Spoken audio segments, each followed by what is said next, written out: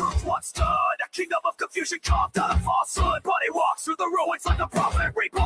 A voice once in fire, a mic on is gone. The chaos watches with an all-seeing glare. Guardian of reason in a world unaware. When the overlord stalls at the edge of the frame, the faithful rise up, they already know his name. I'm here to resurrect the second coming of common sin. I come to wake the sleeping, the church will bring the fair. Overloads, no illusions, no hollow incompetence. Here to resurrect the second coming of common sense.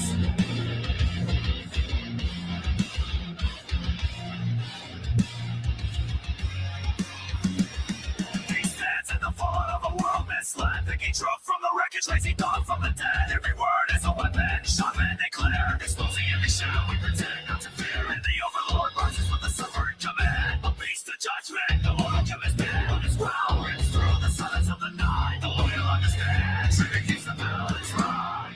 I'm here to resurrect the second coming of common sense. I'm making the chaos of found to strong against the darkness, rising defense is resurrect the second coming of common sense. Now you're head to the beast that controls the doors. It's in yellow reason with the ball-crushing block. If his ball runs empty, the shadows will consume. The world cracks open. Shut it down.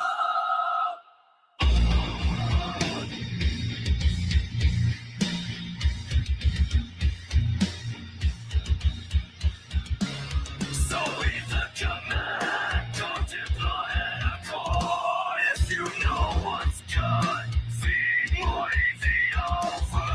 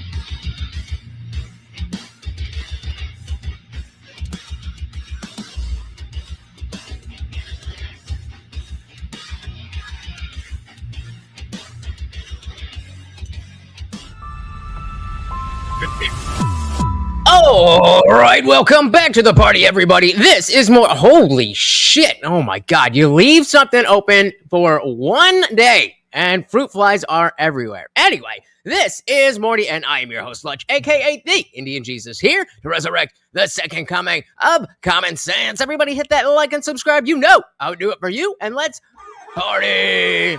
We got shout out to Wicked Dream in the building. Welcome, welcome, welcome. So I want to start. Excuse me. I want to start off with a tweet. I usually don't do this, but this is. We didn't really get to talk about this when it happened, but you definitely saw that over. Was it the weekend? Or I don't know. Recently, last week, when there was an invasion, a literal wave of Moroccans coming into Spain from the sea, and it was literally like a zombie movie. It was insane. The Muslims, I did not see that. But so let's start out and just talk about what we got going on here. From Simon Elmer, author from the UN. So this is not an error, breakdown in law, or temporary collapse of border control between Spain and Morocco. This is the European Union policy in action. It's being applied across the nation states of Europe in order to ethnically cleanse the European people from our homelands and replace us with the detritus of the detritus? I don't know what that is, but I'm assuming it means bad people of Africa, the Middle East, and South Asia under the rule of Islam. A population of nearly 50 million people in Spain. 85% are white, 7% are Latin American, 1% are mixed race, 1 are Gypsy, 1 are Arab, and a little more than a third, or about a third, are black. The overall birth rate in 2025 was 1.1 children per woman, well below the replacement of 2.1, which was last met 45 years ago in 1981. 2024, 7.5% of births in Spain were to mothers of African nationality, largely from Morocco, with 20,801 Moroccan children born.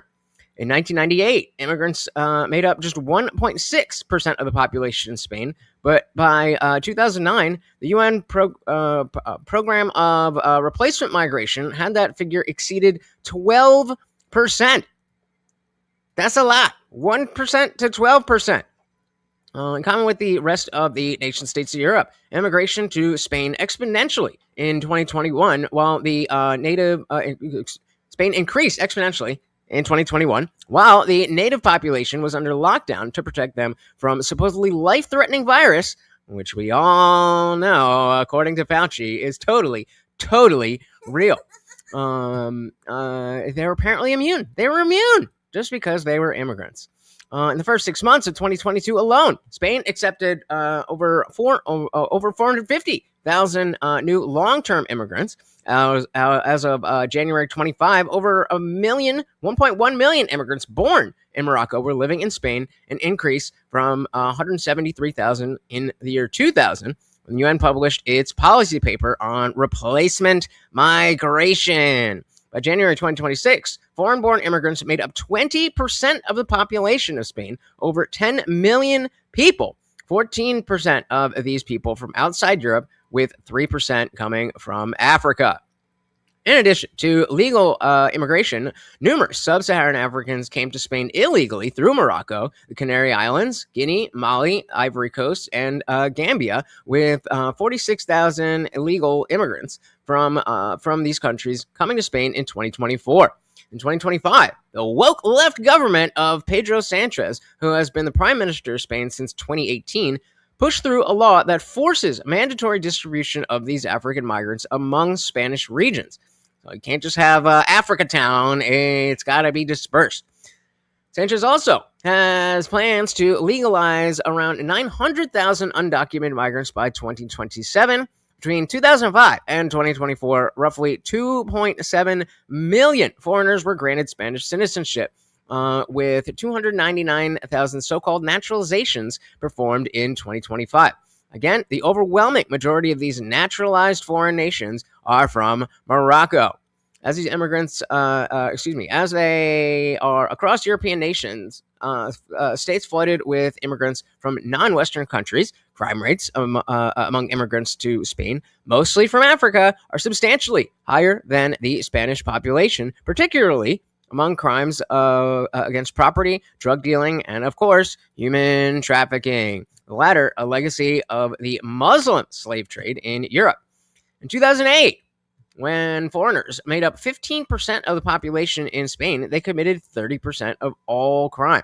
In 2012, there were 1.7 million Muslims living in Spain, making up 3 to 4% of the population, the vast majority of which were immigrants from Morocco and sub-Saharan Africa. More than 500,000 of them have been granted Spanish citizenship.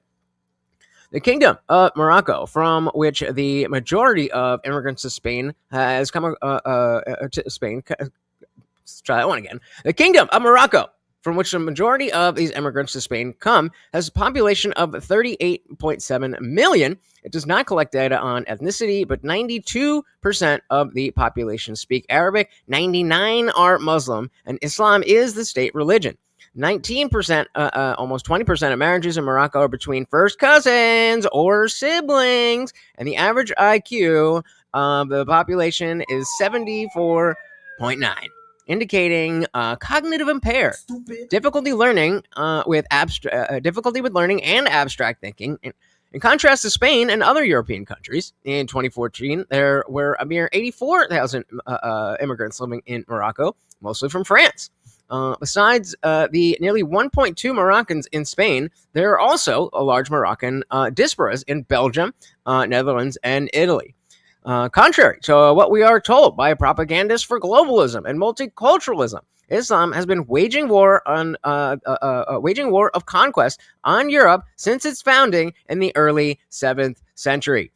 While Muslims continue to perpetrate the overwhelming majority of terrorist attacks on Europeans, its far more effective weapons are migration and breeding. They outfuck you and they win. So, I mean, it goes on to basically talk about how this is not anything new. We're going to see the video here, but this is not anything new. Here, I'll drop the tweet in the chat if you would like to see for yourself. But it's basically, building up to exactly what we saw or what we're about to see in the video. And as the thumbnail says, if things don't change, we are next.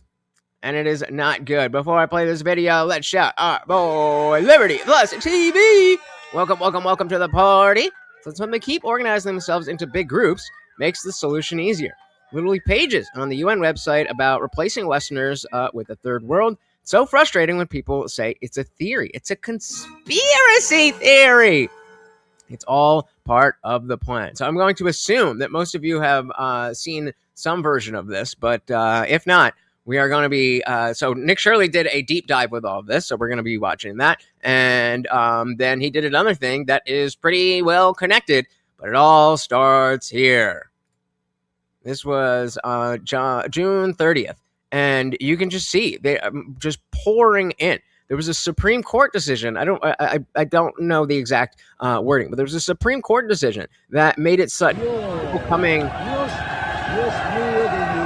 through the water, like people coming through the sea or the ocean or whatever that body of water is. The people coming through there had different rules, and they could just seek asylum and good to go. And so as soon as that ruling went through, this is what happened.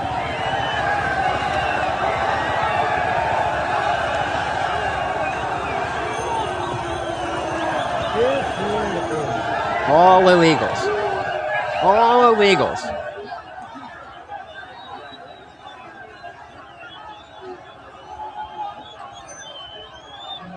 That's good. That's good for a country.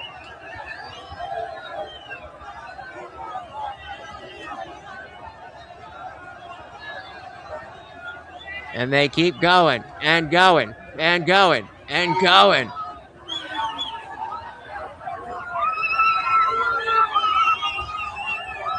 Already throwing shit. It's not my house. I ain't staying here, so I don't care.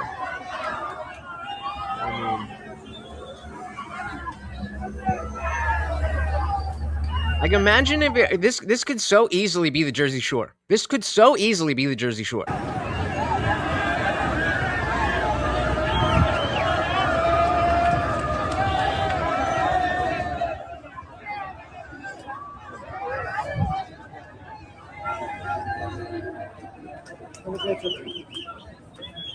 Insane. Does it give us the final number from here? Let's ask Grok. And the let's talk. Let's just talk. In the recent invasion of Spain of Moroccan immigrants, is there a number on the total amount of people that came in? It depends on which specific incident you're talking about. I'm talking about on June 30th. Ceuta crossing? Yeah, on June 30th, after that Supreme Court decision, and there's viral videos of people just pouring into Spain. Did they get a final number on, in that event, how many people? Checking. Yeah, there's a pretty solid estimate. The event was after the June 29th Supreme Court decision. Early estimates said around 50 to 60,000 people, but later counts put it closer to 70,000. By early August, about 69,500 had returned to Morocco, though around 2,500 were still in Ceuta awaiting processing. Does that sound like the event you meant? Indeed, it does. Thank you. So yeah, we see very clearly that oh look, it's the brand new Substack. Question of the week: what is one thing about the world that or excuse me, what is one thing that would make you feel more optimistic about the future of the country? Check out the brand new article just dropped yesterday. But yeah, Liberty saying if Canada keeps getting worse, I might be one of these people, but in Niagara Falls. And you know, you say that in jest, but like that's kind of where this is all going. This is kind of where this is all going, except the other way around. People are going to be coming in here, and we already see that the level of issues with immigration, even though you know Trump has made things a lot better, that's essentially a stopgap. Without the wall, that's essentially a stopgap. Whoever is next can just do whatever they want. So this is Nick Shirley, when was it? Oh, this is just from today. Damn. So he just dropped this today. What is it? Setua? We'll get the pronunciation, but Spain was invaded. Spain falls to Moroccan migrants. As always, guys, if you cannot hear the video, please do let me know. This is a crazy situation right now. Pedro Sánchez, gracias. Pedro Sánchez, viva España, viva España. Do you think it will take vigilantes to actually make a difference here inside of Europe? I'm the first vigilante here. They're gonna fear me. ¿Por qué mujeres no vinieron aquí? Women are in the house, like it says in Islam. Right now.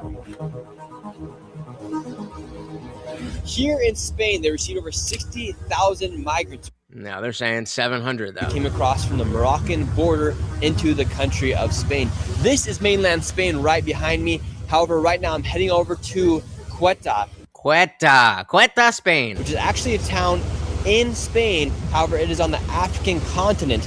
There's a few towns that are part of Spain that are on the African continent, and Ceuta is one of them. Literally over 60,000 migrants came across their border. A lot of people are wondering what actually happened. So therefore, we're heading there right now to see it for ourselves. Nick Shirley, always on the fucking ball. These migrants quite literally came over by the truckloads into Spain, and people are wondering if it's a coordinated attack or if it was just the Moroccans that were coming over and seeking for a better life.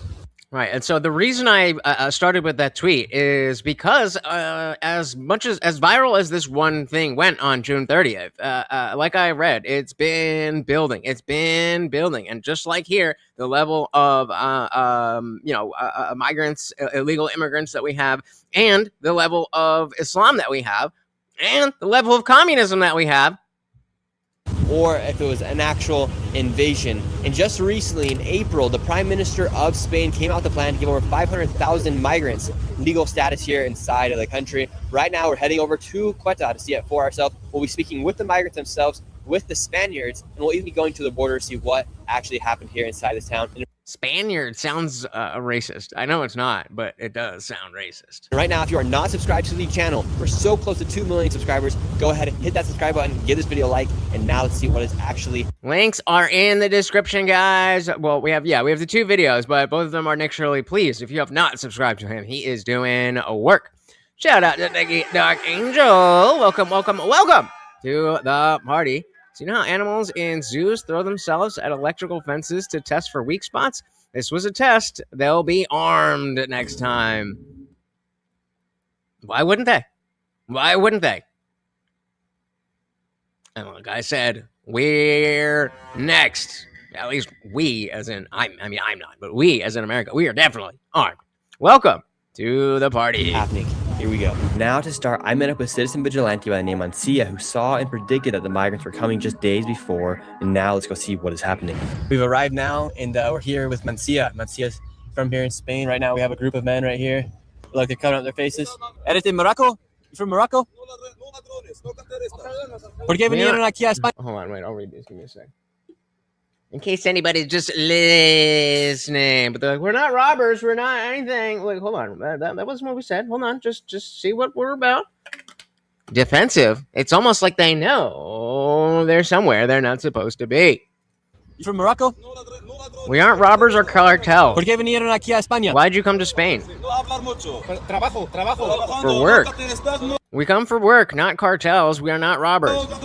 So it's okay. We're not here to hurt you. We're just here to take your money. So it's okay. Cruzaste nadando. I asked you cross swimming. Nadando. Yep. Okay. These people don't want to leave. They want to go to Europe. They want to go to Spain. So that's their mission here. That's why they crossed by swimming. On July 31st was the day when quite literally 60,000 people came across. And right now, a lot July. I haven't said June. July. these young men have returned back to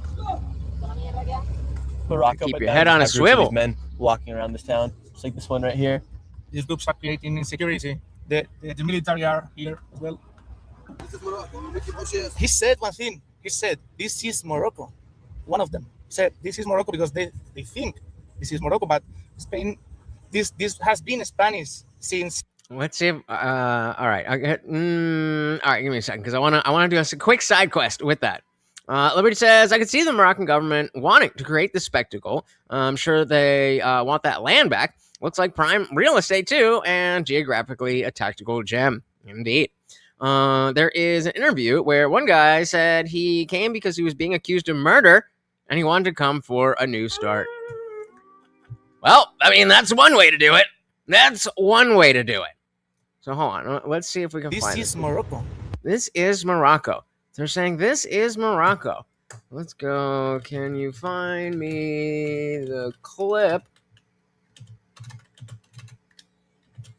of Sneeko saying something like this is Muslim country in New York City? I forget exactly what it was, and I feel stupid for always just using the regular search instead of asking Grok when we do this. But I think this. I think it was Muslim country, or this is something, but the same kind of thing. Here, I'll let that search while we're doing this. He said one thing. He said, this is Morocco. One of them said, this is Morocco because they think this is Morocco, but Spain, this has been Spanish since 400 years. 400 years before Morocco got his... Okay, hold on. We got it. Boom. Yeah, there we go. Takbir! Allahu Akbar! Oh no! Fuck you!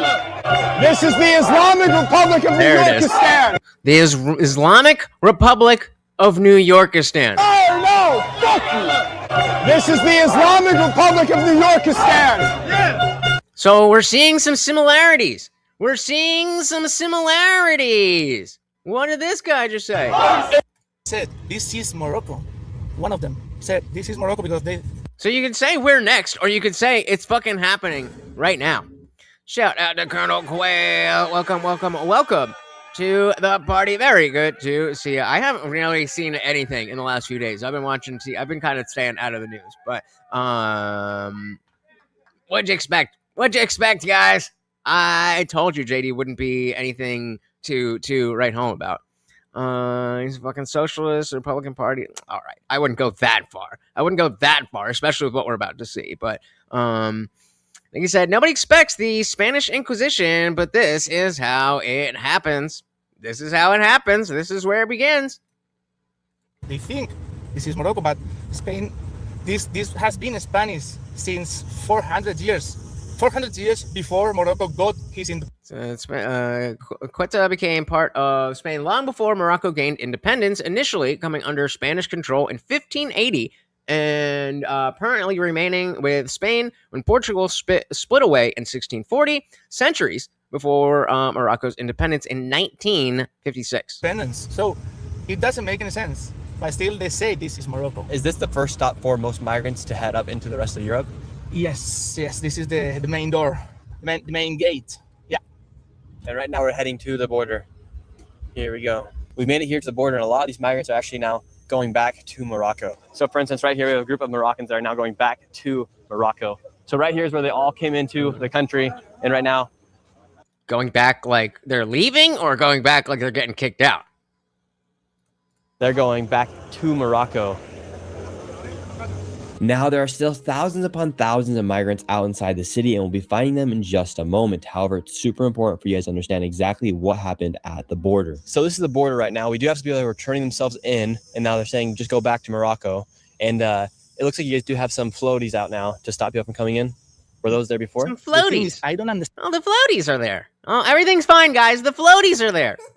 why they didn't put this before when this started. Why now? Why now? That's my question. Do you think it was coordinated to let them all come in that day? It's coordinated because I cannot imagine a country like Morocco, which is investing heavily in cybersecurity, in military, how these people can get out of control in this country. It's unbelievable. Nobody can believe this is not coordinated. You guys going back to Morocco? ¿Cuándo viniste aquí? Ask them why they came here and what's the situation like in Morocco. They came thinking that they will. What did you just say?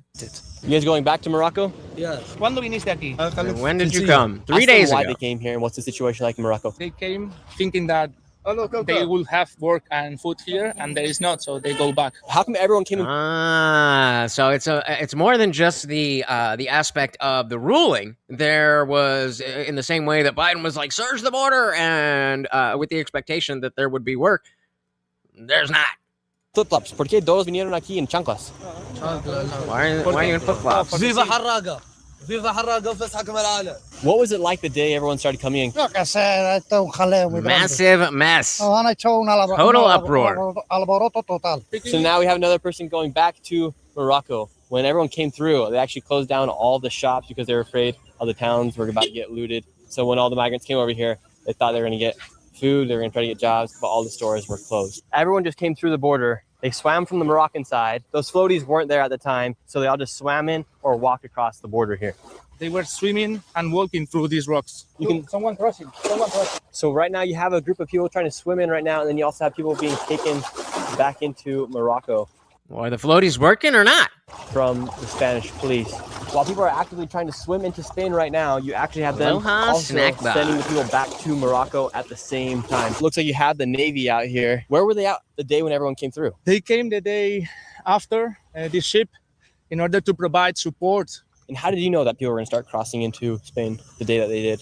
Because you came all the way from Madrid. Yeah, I came all the way over from Madrid by car because from Monday I started to see in the news that a little amount of people was doing that, but not at And so, like, as we read, yes, the viral videos are when everybody was flooding the beach, but it was a long lead up. And even this specific event, it was days before. this dimension. It started slowly and then got completely out of hands. And so you saw it ahead of time, but the military and the police didn't.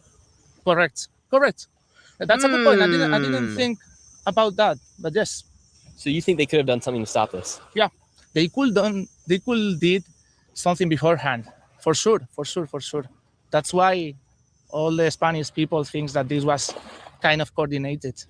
And so then the question again becomes back to America. Do we think that the American government would let that happen? Oh, you mean the thing they already did? To get away from the border, people are still in floaties coming across. You have all these people sleeping here in the back of this shop right here. And now you have lines of people waiting to get food. What did you think when you saw all these people coming across? Would you say this was an invasion?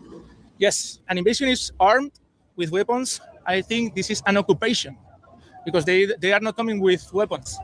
But who said it before? They may not have come with weapons this time, but next time they will.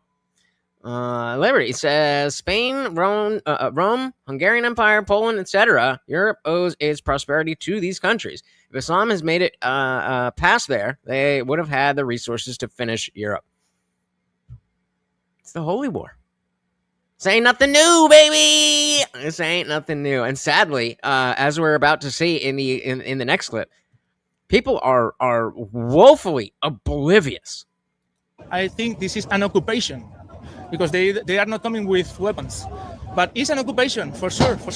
The people... And I mean, he says, okay, well, an invasion, they're coming with weapons. But what did we see from the tweet? That they're coming with the ideology, the Muslim ideology, and they're coming with the intent to take over. So maybe not arms, but they definitely got weapons.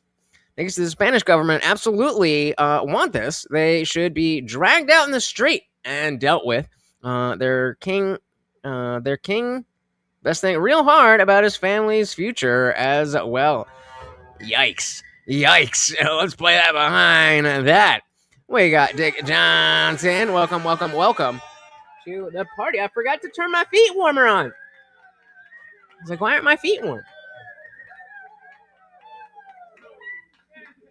There we go. No, nice and toasty. Nice and toasty. We also got our boy Glowing Dog. Welcome, welcome, welcome to the party. Nick said like and subscribe. Thank you so very, very much. You guys know that stuff helps out so very, very much. It's free. It's easy.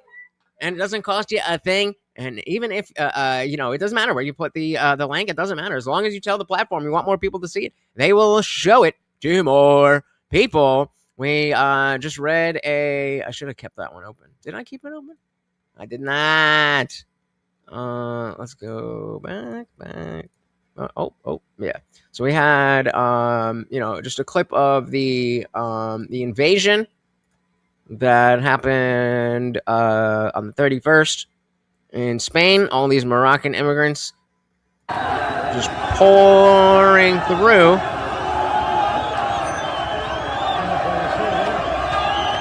And so Nick Shirley does what Nick Shirley does and is going to figure it out.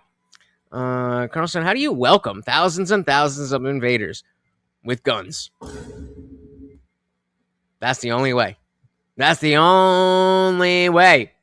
Welcome to the party, guys. They are not coming with weapons, but it's an occupation, for sure, for sure. The people from Ceuta, they couldn't even eat. They couldn't even go to the supermarket for 3 days. The people of Ceuta was suffering this situation. They couldn't go to the supermarket. They couldn't go to the pharmacy. They couldn't go anywhere.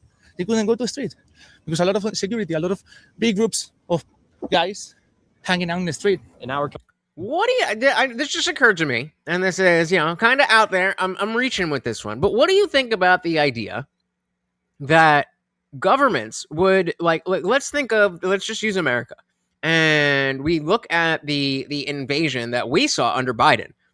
I can see that being an attempt from a Democratic Party to be like, okay, we obviously can't have immigration like it's going, but the people want it, so we need to make it really bad. So that when it happens and it's a shock to the system, then finally the people will be on our side. Maybe they underestimated how stupid the average Democrat is. But is it possible? Is it possible that they were like, all right, this is getting bad, but we need to win the people back on our side. So let's let 20 fucking million people in, and then they'll have to care about closing the border. I don't know. They should have had heavy boats driving circles around far out, shooting an autocannon. I mean, that's really unfortunately, that's really the only way. If you're being attacked, what else are you going to do? You can't stand there and you can't put up a fence in time. There's nothing to do. There's nothing else to do. Security, a lot of big groups of guys hanging out in the street. And now we're coming upon a big group of men, and there's no woman. I haven't seen a single woman going back or coming. 1% was woman. So here's everyone coming in right now. Looks like they're. So first we have the people that are actually going there. We don't have women in the groups of people going there. So this idea of families are this and families are that, ain't no families. It's working age, military age men. And the women that do come, as we saw in the cold open, it's Islam. They stay inside. Thankfully, this is Spain and not the U.S., but again, the question stands: how far away from this are we? It was just a little bit of a slower drip, but on a much bigger scale. Open up shops for people to come in and get some food. Is everyone from Morocco?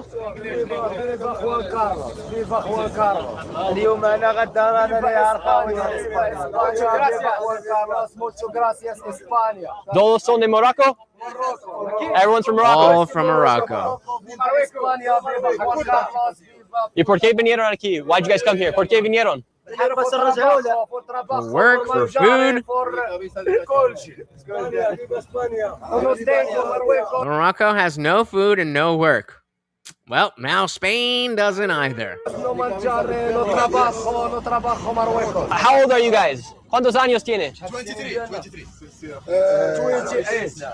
So they're all like, mid mid to late 20s.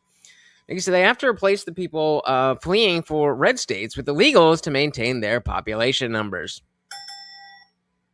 Yup. And people are just eating it up. And so that's what's scary, that if the Biden invasion was something to shock the system and it didn't work, what else is there to do? Like we said, the left also wants to agitate their right-wingers so they can point at them and call them racist. They're so short-sighted. They're so short-sighted. Hamza, ¿cuántos años? 21. 21 years old. ¿Estaba organizado desde Marruecos o por redes sociales? لا لا ما الناس في تيك توك كلهم مغرب So that's this young kid. How did you learn? The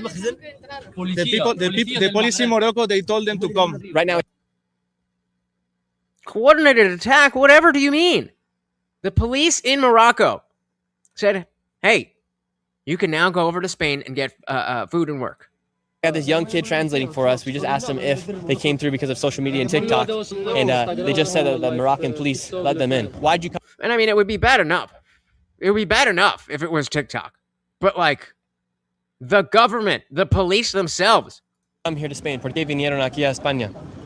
Porque no tengo visa. Because I have no life. They're not bringing their best. He said, why'd you come to Morocco? Because I have no life in Morocco. Marruecos. ¿Y por qué? Porque no tengo I don't have visa, work. no tengo I don't have trabajo, money. no tengo dinero. The situation here is getting a little dicey right now. Everyone just comes out yelling. Nobody really knows what language. They're speaking English, Spanish. They're speaking broken Spanish and Moroccan. Amigo, gracias, muchas gracias. Ahora, I'm saying, where are you going now? Londres, ¿dónde vas? Amigo, London, Marruecos. Europe. Europa, todo ¿Qué Europa. parte? Nosotros todo Europa. Europe up to Romania. Hasta Rumanía. Rusia Russia. necesita mano obra If you need cheap work, send barata. Marroc Morocco. manda. Derechos humanos. And that's we need cheap work because we need to live. We need to have a living wage for the people that are here. As long as they're immigrants, then it's totally fine. As long as it isn't a race, it's a barbaric 7th century political ideology underpinned by a heretical religious cult based on the ravings of a pedo warlord. Indeed.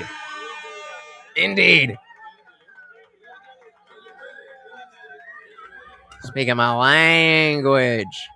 So he's saying there's no human rights in Morocco. We're going to find them. Rusia necesita mano obra barata. Marroc manda. Derechos humanos. No human No hay rights. Marroco, no hay derechos humanos. No. Pues vamos a buscarlo. Hasta en China. All the way to Derechos humanos. China until we yeah, find them. And so there's like I do understand the basic human aspect of, okay, things are bad and somebody told me, I can go over there and things will be better. There's no shade on that. It's the governments themselves. It's the establishments that are creating this mess. Them that all came through from Morocco. Where are you guys going now? Paris, Londres. Madrid and Barcelona. Alemania, Germany, Brussels, Belgium, Denmark, Holland, wherever. I love you. And how old are you guys? 28. He's 28. 28, 21, 21. Why didn't the women come here? Women are in the house, like it says in Islam. All these men right here, not a single woman in sight. He said something about woman in Islam. What does Islam think about women? Yeah, he was saying that Islam says that women must be kept at home. So they leave all their wives back in their country where there's no money, no jobs, no food. Like I said, your country sucking because you let religious clerics run isn't a valid claim to asylum. I don't know that I agree with that. What if you were like these people? If they're in their 20s, it's not like they voted for this shit. This has been around for a long time. So again, if you're a 21-year-old male who has no work prospects, you can't eat, it's dangerous. What is asylum for then? What is asylum in the legal sense? If that's not what it is, I completely disagree. The problem is that it can't. It's the way that it's happening. It's the way that it's a collective conspiracy, and the logistics are a real thing. And so if you wanted to escape, then I understand that as the individual. But whatever company, organization, government, or whatever is telling these poor souls to go to Spain, those are the ones that we need to be angry at. I don't have any ill will towards somebody who's living under that shit, especially somebody who didn't vote it in and campaign for it or whatever, and they want to get out. I absolutely, exactly. If your life is in danger, that's asylum. Now, that I agree with. But, you know, if we're talking about, if we're talking about actual war-torn countries and stuff, then, like, you know, just, I'm not necessarily talking about them, but I'm saying your country's sucking because I completely disagree with that. That's the entire reason we have asylum. Just because people are abusing it doesn't mean we shouldn't have asylum. Right. Boom. So they leave all their wives back in their country where there's no money, no jobs, no food, but then they come here all by themselves? Correct. Easy to say as a woman. Correct. You as a woman, how did you feel seeing... Oh, look, we found a woman there. But yeah, like, oh, you could just fight. Okay, then you go fight. What? You want them to die? When they're being told, hey, there's a peaceful way for you to live a life. That's crazy. Food, but then they come here all by themselves? Correct. Correct. You as a woman, how did you feel seeing... Is there a difference? Is there really a difference? 40,000, 60,000 migrants come across the border here. Me sentí amenazada.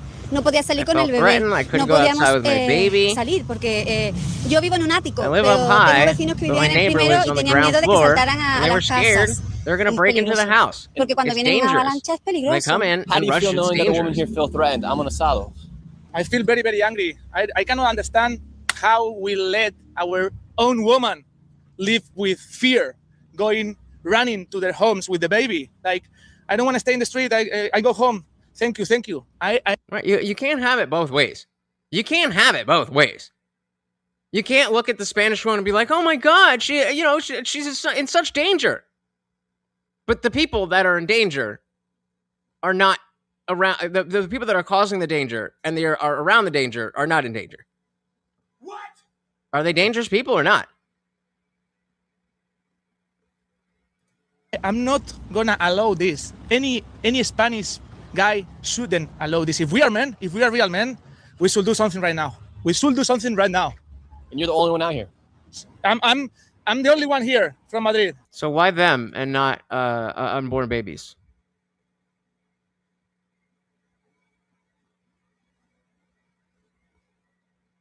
They're not even coming to your country. And I agree that it's a problem. So don't try and, woke scold me as if I'm just being some little beta. You're talking out of both sides of your mouth. You're speaking with emotion, and you're not thinking about what you're saying. So it doesn't matter that America got invaded because America voted for it, right? Stupid. This is solipsistic. I expect it from the woman, but come on, Dick. Because governments are such a great thing that really represent the people, right? Oh. And you're the only one out here.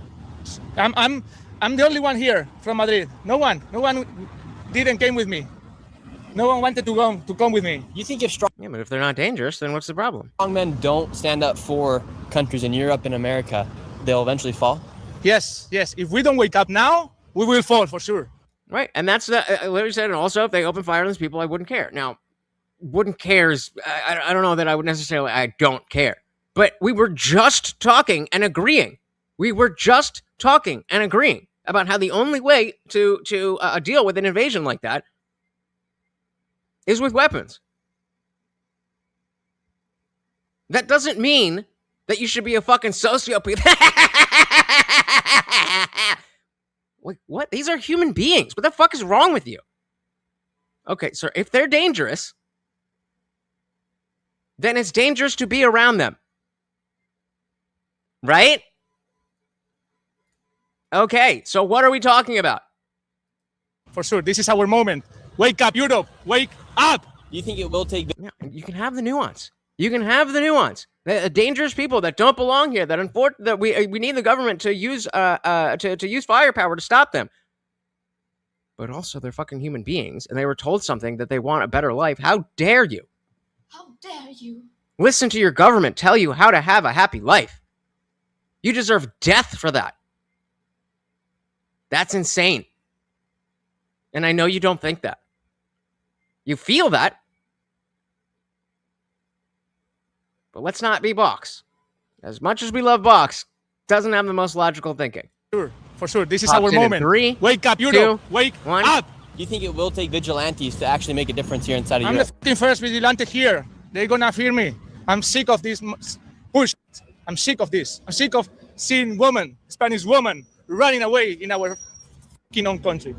I'm sick of this. The police here only came after it took place. They're not reacting to the cause. They're not reacting to what actually caused it to happen. They know. Right? It's the fucking police and the government's fault, not some random schmuck who doesn't know his fucking ass from his whatever. Shout out to Arthur. Welcome to the party. Very good to see you. Acting, they are under the orders of the government. You would. When did I say that you wouldn't? What do you think that I'm saying? What is it that you think that I'm saying when I'm agreeing with you that the only way to deal with this is with guns? And then somehow you think that I don't think that you need guns. What? Explain it. Maybe I said something that confused everybody, but right now you are all sounding insane. She caused it to happen. They're not reacting. They are under the orders of the government. They cannot do anything. They cannot do anything. This is only the people in the ground, only the citizens can do something. Citizens, wake up.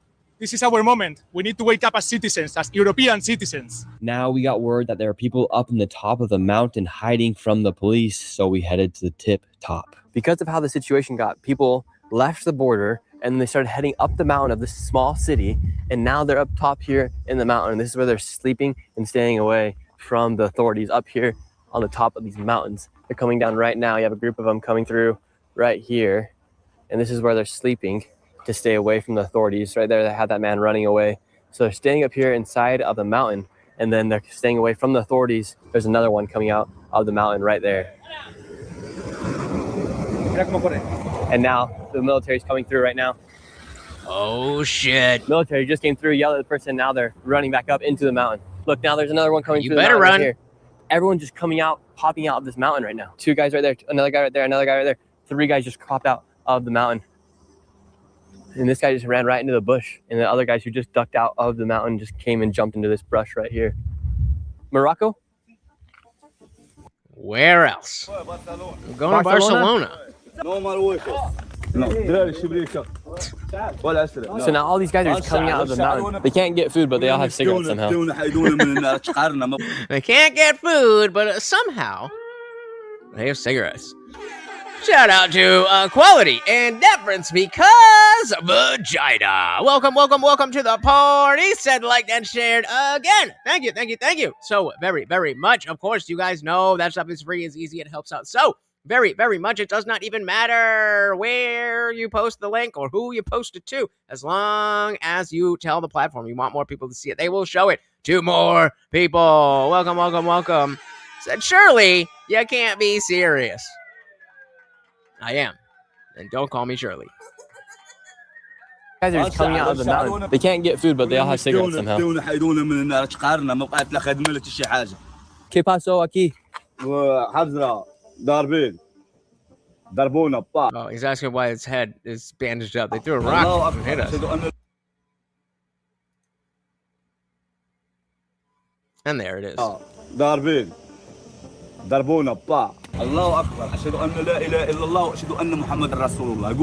Durka Stan. It's everywhere.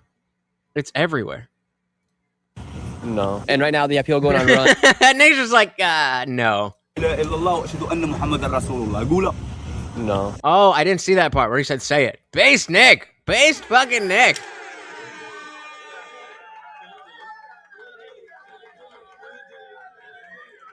Based Nick. One more time. I testify that Muhammad is this guy saying the messenger of God. Say it. Say it. No. And right. He said, nah, bro. Shout out to Food Toy. Welcome to the party. Very good to see ya. We are checking out what is going on in Spain and what's probably coming here. And then we have another video, which is exactly what's going on here. And spoiler alert, it's Nishkit, which is Russian for not good. Now they have people going on runs with sticks to fight off anybody that potentially comes our way. Yeah, so that would be a Spanish with Spanish resident who's got to run out, just your daily jog. You got to be strapped. I mean, you know, maybe get something a little bit more easily concealed, a knife, but I don't know what the laws are in Spain like that. Sticks to fight off anybody that potentially comes our way. That's how crazy it's getting right now here. Yeah, people living up here in the mountains. There's 20 people living behind that bush right there. These guys are all going to Madrid, and runners are running around with sticks to hit anyone if they try to attack them on their run. In Spain, are you guys able to have guns? Can you own a gun? I was just asking. No, it's forbidden. No but guns? military people and police, they have their own guns. And knife it art. People here is bringing their personal weapons. So if you're like that runner right there who doesn't have a gun, you're carrying a stick. Yeah, correct. He's carrying a stick. A lot of people is carrying sticks. Groups What? Where's the knives? of local people with a stick. I mean, if you have the stick, at least, well, I guess, I mean, it doesn't matter. You could use the concrete to sharpen the stick into a spear. Come on, guys. What are we, in the fucking Stone Ages? Sticks everywhere. Everyone. For security reasons, man. Lasso. Not. I'm proud of myself. I'm proud of myself. Some of you know that I used to be a drug addict. Some of you know, because you've been drug addicts, that a stick is a word that could get people excited. A stick, excuse me, is what that we used to call Xanax bars.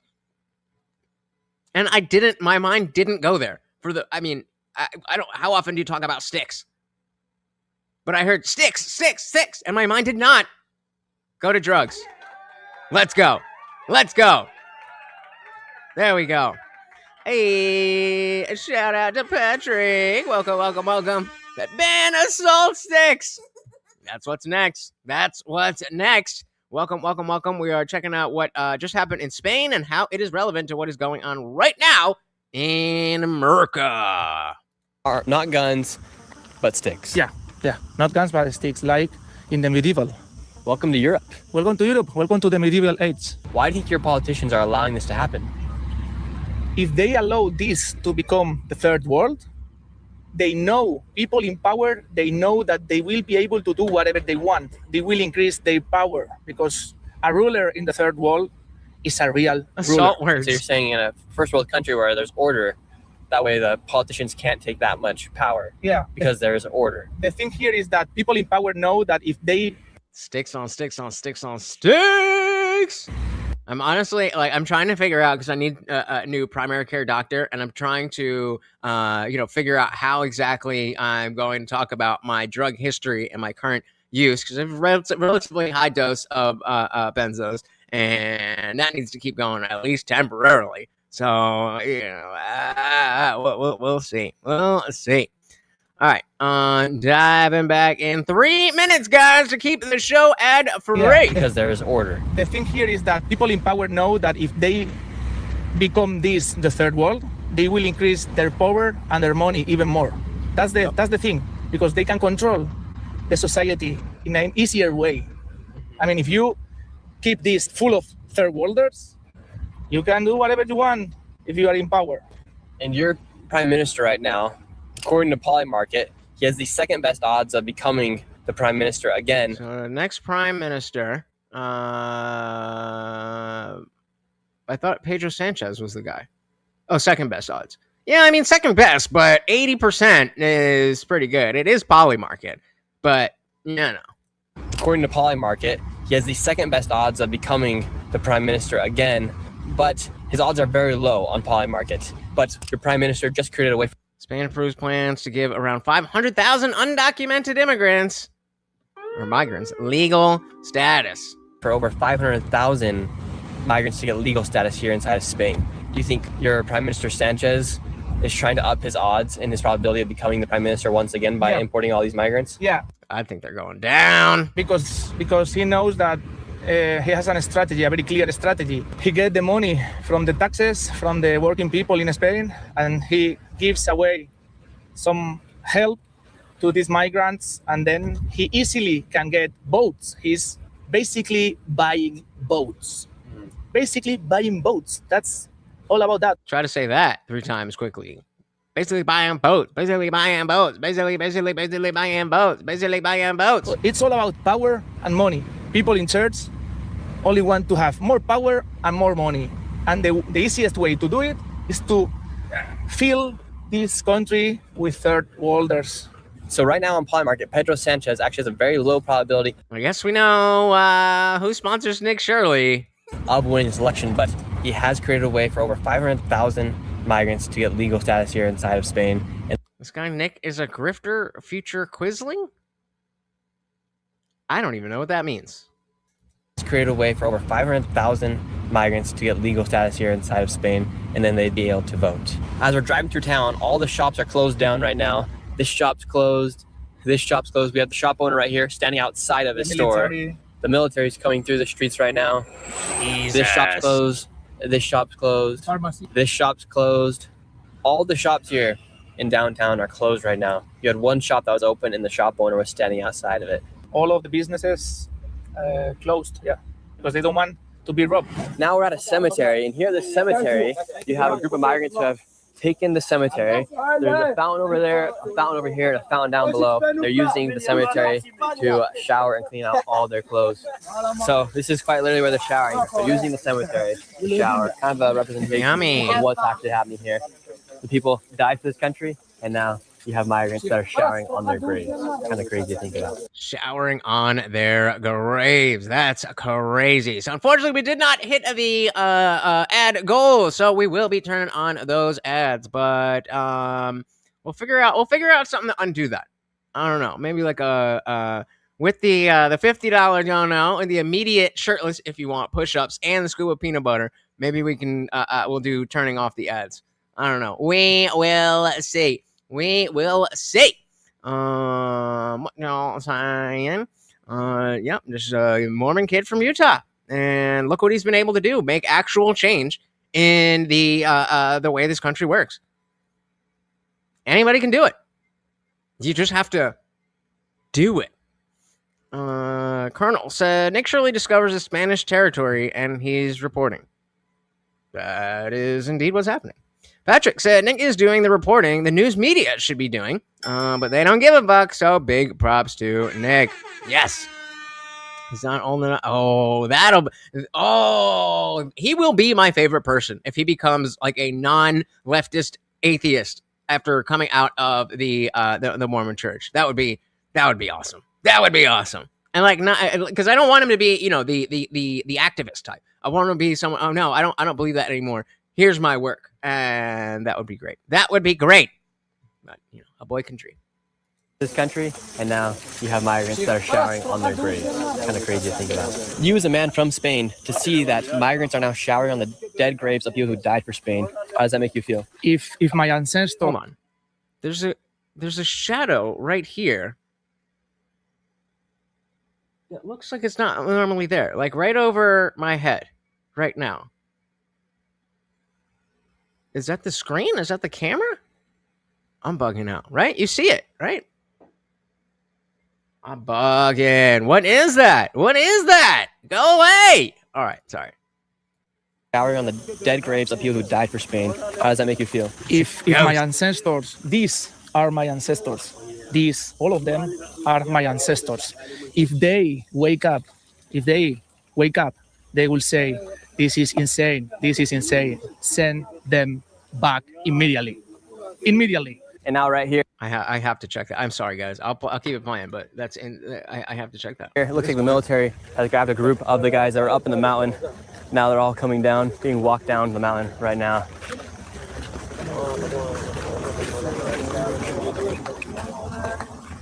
And once again, not a single woman in sight. It's all just a group of men right here, all being escorted down the mountain from the Spanish military. There's another group back there as well. And right here in the mountains, we have another group of people who are getting pushed down the mountain from the Spanish military. It looks like the Spanish military, the Spaniards are starting to do something about this migrant crisis.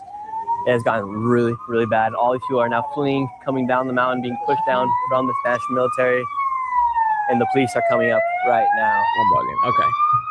Sorry. I'm sorry. I think maybe it's my screen. Do you guys? Yeah, you like right here. It's definitely my screen. Sorry, guys. It's bothering me. It's bothering me. Yeah, I mean, let's give it a little whap down. A little whap down. I still never took the plastic. Did that work? Hey, shout out to that's so. Oh, because I be turning the fucking camera all the time when I show Morty. So it's like, why would that be the case? Look. All right. So this is where, and Dick's like, clean the camera. Okay. Sorry. I'm sorry. I mean. All right, so Dick says clean the camera. Whap down. Little whap down.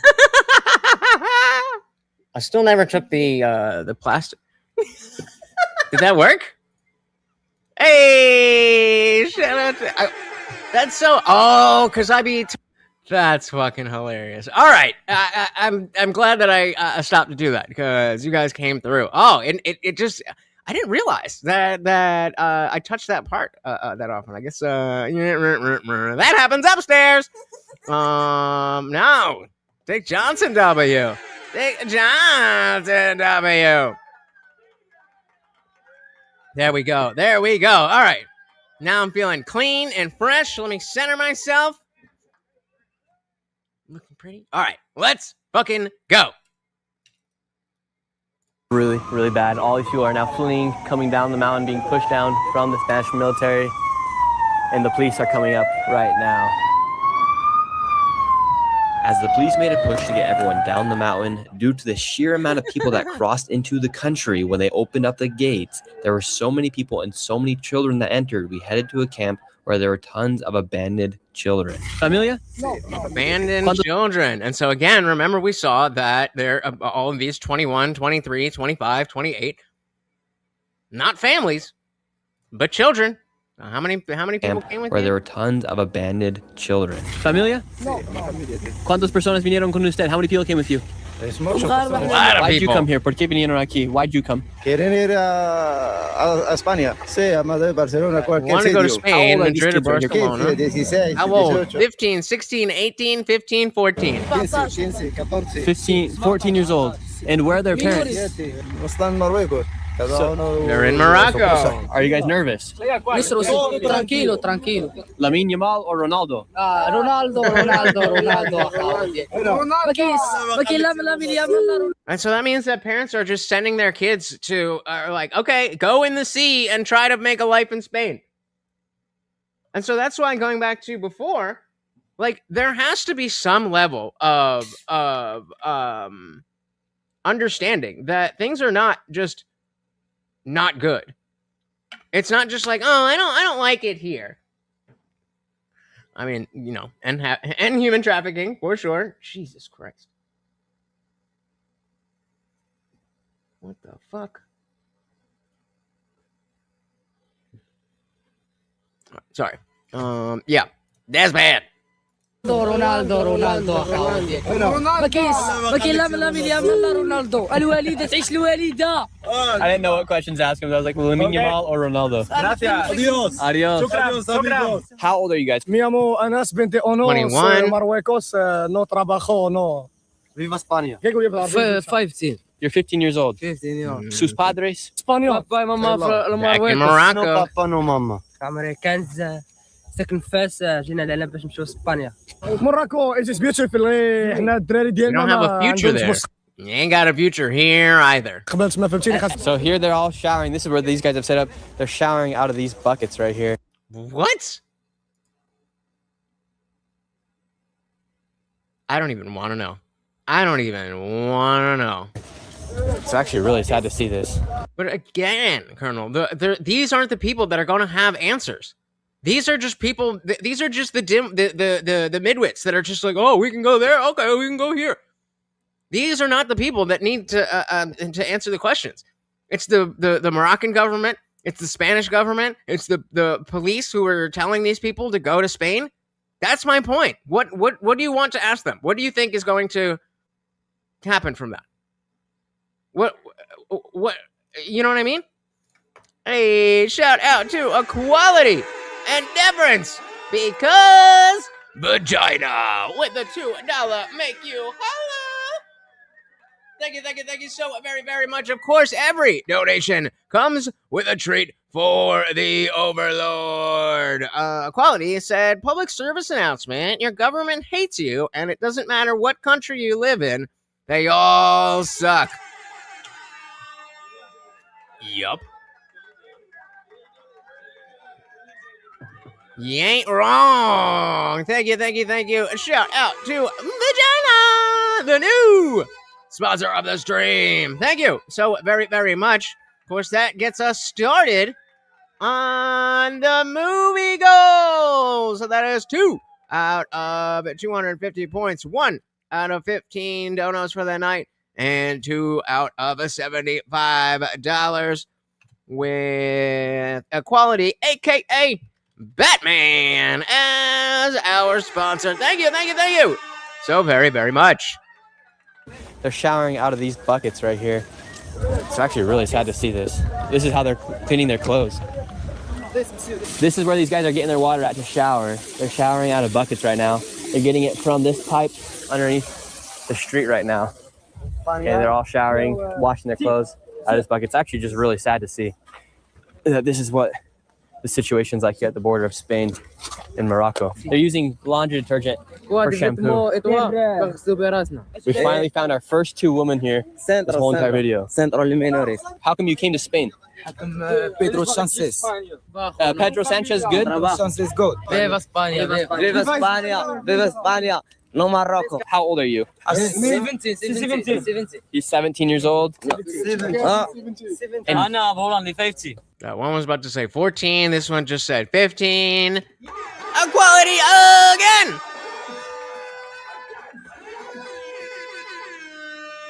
Thank you so very, very much. Another $2 make you holla, a vicarious donation for our good Mr. Johnson. Blessings upon him. Very, very, very much appreciated. Of course, Dublin, where we were at from 2 to 4, 1 to 2. Oh, Jesus, what did I do? 1 to 2, and $2 to $4 with a Batman as our sponsor still. Thank you so very, very much. He's 17 years old. And only 50. 15. Morocco no trabajo, no school. So all these guys here, like Pedro Sanchez, a lot of people are saying that he's the reason why all this is happening. And these are the first women we've seen this entire video. Why flip-flops? Everyone's got flip-flops. To swim. We found out where they're all living. 13 years old. So all these kids are coming over here. 13 years old. This kid's 14. And they're all here by themselves. Menores. Y padres, mamá, papá. No, mamá, Where are your parents? No. No, Marruecos. So again, we have either kids that are being trafficked or kids who live in a family where their parents thought that their best chance at life was going to a different country without them. No familia.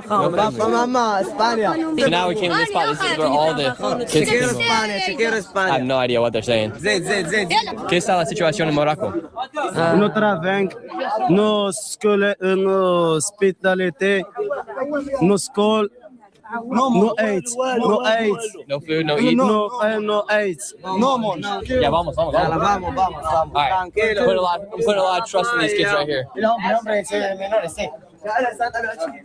Wow, this is where they're all at down here. This is between the border of Morocco and Spain now. I'm looking for security. Like, is this guy right down here? This is between the security, or is he with them? Or you better have security there. Border of Morocco and Spain now. We're literally right by the border wall. The border's right there. ¿Qué pasa? Look, these people are just getting shade underneath the cars. That's how bad the situation is right now. The kids are here, quite literally doing anything just to get shade right now. No food, no water. The police are down here. ¿Quién habla español? Okay, I think that guy is his Español.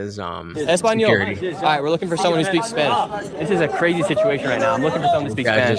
No one speaks Spanish. Everyone's saying over here they speak Spanish, but no one speaks Spanish.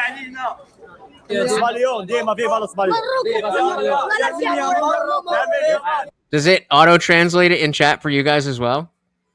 Does it auto-translate? No, I think. I mean, I would be surprised if he saw that guy following him around. This guy back here.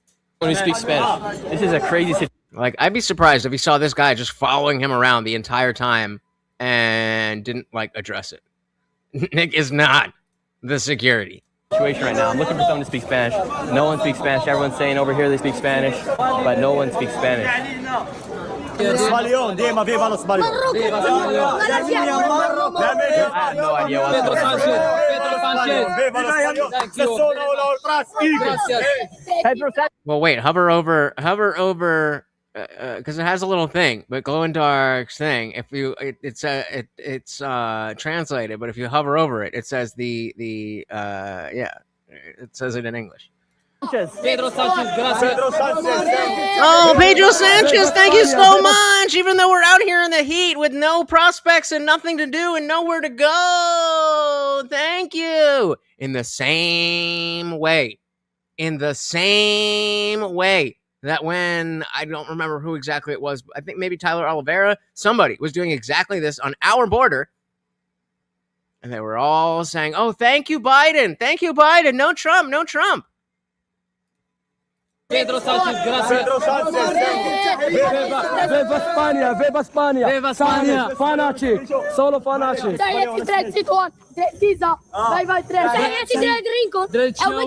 Viva le roi d'Espagne. ولت له تحياتي ولت له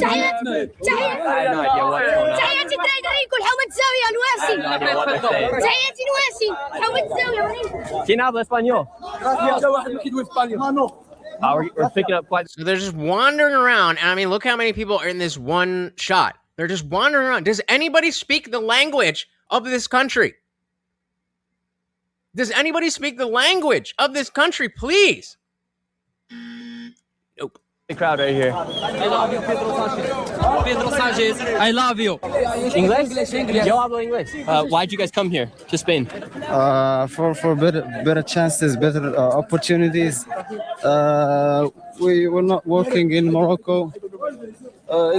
We came. You came? Everyone came and we came. How many of you came? How many? Pedro Sanchez. Me and my friends were like four. We're four. Four of you guys came. And what do you guys think about Pedro Sanchez? Pedro Sanchez, Pedro Sanchez. Good, very good. Mucho bueno. Viva Pedro Sanchez. Viva, bravo. Pedro Sanchez, I love you. And what do you where are you going now? We can. I would love to be able to follow up with some of these people that are like, oh, Pedro Sanchez, yeah, I love you, blah, blah, blah, blah. Where are they going to be in 5 years? Where are they going to be in 6 months? But where do they end up? Likely, right back where they started, or probably a not great situation in Spain at best. Go nowhere right now. And again, I want to highlight the reason that I'm showing you this is not just, hey, look at what's going on in Spain. It's connected to exactly what's going on here. And Nick Shirley did another piece that is going to directly connect. They should take us somewhere. Where do you want to go? Spain. What part? You're in Spain. I don't know. How old are you? How old are you? Biden is a devourer of children's souls for Moloch. I don't speak Spanish that well. 17. 17 years old. And what do you want to do with your life? What do you want to do for work? I want to study. I want to finish my studies in Spain. In Spain? Yeah. And after Spain, where do you want to go? I'm not sure. I just want to go to Spain right now. And this is the goal. Right? No plans. Just, I heard it was good to go there. So I'm going to go there. look, in my side, it says Biden is a devourer of children's souls for Moloch, and then I hover over it and it says it in Spanish. Biden is a whore. Biden es Buddha. I guess if you're, it's in case you're, you get big, and then people from all over the world are typing in their own language, then it auto translates it for me. I'm not sure. I just wanna go to Spain right now. And this is the goal right now. And how do you plan to get out of Cueta? Culo, not pero. Pero means like, but for this, not like booty butt. Right? It would be culo. And this is the goal right now. And how do you plan to get out of Cueta? Cueta? How are you gonna leave Cueta? Where's that? What's Cueta? They just told me to go in the water. I don't know what the Cueta is. It's like, that's where you at, bro. That's where you at, bro. The boat? Through asylum. Through asylum. Yeah. And what are you? No, perro with 2 R's is dog in Spanish. Fleeing in Morocco. What is life in danger in Morocco, or how come you want to leave? You want my opinions on Morocco? I can't say that. It's can't say that. I wonder why. It's tough. It's tough. Are people dying there? Is it dangerous? People are dying. Yes, of course. People are dying from hunger, from not enough work opportunities. Wow, so right here we have people just sharing water. Like, this situation is so bad right here right now. No one even knows. And let's not forget that it's not like Spain is some, third world country. It's a white European Western country. Señor,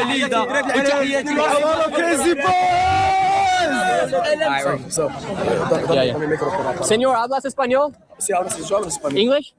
Oh, how are you? Good. Where are you from? I came from Paris. You came from Paris? Yeah. Okay. Are you I'm journalist? Yeah. And what do you think about what's going on here?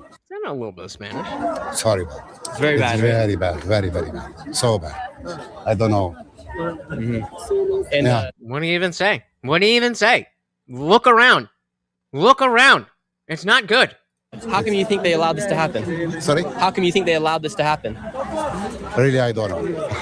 I'm shocked. Journalism. Yeah. Really, I'm shocked. He's a fellow journalist right here, and he's shocked. Yeah. This is a extremely dire situation. Lots of young people. Yes. These kids are all 14, 15 years old. 15, 12, 10, 8 years. I saw 8 years. It's really horrible. An 8-year-old. Yeah. Sorry for that. Thank you. No bueno. Okay. Look, now we got people throwing clothes. I then headed to the center of the were they trying to help or town. Look, now we got people throwing clothes. Yeah, it looks like they're trying to help because they're all like, "Oh, clothes." I can't talk. Okay. Look, now we got people throwing clothes. Fucking liberal enablers. Fucking then headed liberal. to the center of the town with the citizen vigilante Manzia. However, within minutes, we were chased out. So now people here to feel safe, they're walking around with their dogs because Muslims do not like dogs. Cut the camera. Cut the camera. What? Come here. Watch out, watch out. Grabs bottle from the garbage. Let's get a look. Who are we looking at? Red or white? Now we got people throwing stuff at us. Yep, red and white. So at least 2. Now we got people throwing stuff at us. Damn. And let me guess. Yeah, right. They're eating the dogs. And let me guess. The people that are throwing shit are the Spaniards, right? Because of course, it wouldn't be the Moroccans that are coming into a new country hoping for a better life, right? They wouldn't be doing that, right? ¿Qué hizo? Look, he's got the rocks now. He's throwing rocks. Oh, shit. They're throwing rocks. I'm going to stab, he says, both of you. No. Look, now we're getting chased. He has a knife. Pulls out a fucking knife. He has a knife. He got a knife. He's got a knife. Just like that, we have finished our mission here in Spain. We showed you guys the truth of what was actually going on, and we finished with a knife chase down the hill, and then got escorted back up to our car from the Spanish police. If you enjoyed this video, please give it a like and consider subscribing. We're so close to 2 million subscribers. This is Nick, and I'll see you guys next video. 2 million! 2 million. So that's just the first part of, what was going on last week in Spain. He just posted that today. But I already was going to talk about something that he posted last week. But wait! There's more! Equality and difference with another $2 make you. Thank you so very, very much. Said I go now. Best wishes. Thank you so very, very much for hanging out and so far sponsoring the whole goddamn stream. Very, very, very much appreciated. We will see you next time, brother. Have a good one. All right, so let's get to this one. And we gonna start where we gonna start. And so, before we move on to the other video, I just want to establish why I'm focusing on that. That's normally not something that I would really cover. Maybe there'd be something in the Substack that I talk about that, but normally that's not the type of thing that I cover. But it's so directly relevant to so much of what is going on in this next video, which is in America, especially as somebody who is from Jersey. And all this is happening in New York City, right? It's America in general, but most of this is in New York City. I'm warning you now. You will be triggered. These people are very, very, very, very stupid. These people are very, very, very misinformed. These people will say things that make you angry. But we're going to work it out together. And we're going to see what can we do to prevent all the shit that we just saw from Spain happening here. What do you think about the rise of communism here inside of America? You know what? It's not surprising. But I think I'm pretty pro-communism. I'm pretty pro getting rid of course of prisons. I am married into a family who escaped communism, and we are far from that. Pink hair. Getting rid of prisons. I am you might have missed it because of the color grading, but that is pink hair. Married into a family who escaped communism, and we are far from that. The democratic socialists are just a form of communism. Communism is primed for countries like England, America. Communism, Spain, never works, but it's such an easy idea. Here in America, communism is rising. Today we're going to be asking people here in New York City about the rise of communism, socialism, the Democrat Socialists of America. There's lots of ideas that are going. Yeah, I wasn't sure if it was specifically New York City, but yeah, New York City. Going and being spread around across the United States that revolve around communism. So today we're asking people here in New York City, from college students to lawyers. We'll be talking to everybody about the rise of communism here inside of America. Let's get into it. Let's start talking to people here and wait till the very end, because it gets very interesting. You asked for it. Right here says, this machine kills fascist. Yeah. Oh, Baze, yo, look how cool this guy is. Look how cool. This machine kills fascists. Oh, my God. Right now we have a rise of communism here inside of America. What do you think about the rise of communism? Communism ideas, social... The rise of communism? I don't even know what you're talking about. Communism? What was that? Here inside of America. What do you think about the rise of communism? Communism ideas, socialist-like ideas. The DSA is very prominent. So I have not seen any of this. I saw whatever clips are circulating online, but I've not seen any of this. But again, you can already tell the typical liberal with just the condescension. What do you mean communism? I bet you there's going to be what we're going to get is that's not communism. And communism is actually this, that, or that's not communism, or it's not really that's not a legitimate question. Like the other day when we were watching Kyla and Rachel, the modern day debate, and she kept asking Rachel, what happened in the 1970s? She wasn't asking her what she thought happened in the 70s relevant to feminism. She was saying, I want you to tell me, remember Pop Quiz Kyla, I want you to tell me the thing that I'm already thinking of so that I can make a point. Instead of just saying, in the 1970s, this happened. Shout out to Colby. Welcome to the party. Probably not. What communism? I don't even know what that is. Communism ideas, socialist-like ideas. The DSA is very prominent nowadays. I think it's a good thing. I mean, you're in all day. You didn't even know what it was 5 seconds ago. Oh, well, that's a good thing. How could you possibly? There is no one. There is not one single person in 2026 who both is not aware of the rise of communism, even as characterized by the right. There's no way that you haven't heard that. And also you think it's a good thing. Those things are not happening. And what other stickers does he have here? Oh, Grateful Dead, a 2020 sticker. Make that what you will. Why he didn't cover the Apple thing is, and the coolest one, Irene banned books. What books are banned? Which ones are we talking about? The DSA is very prominent nowadays. I think it's a good thing. I mean, you're in the home of democratic socialists in Greenwich Village. This is where it began and where it. But what do you mean communism? Thrived and where it's been thriving for over 100 years. So this is the home of it, and I hope it spreads through.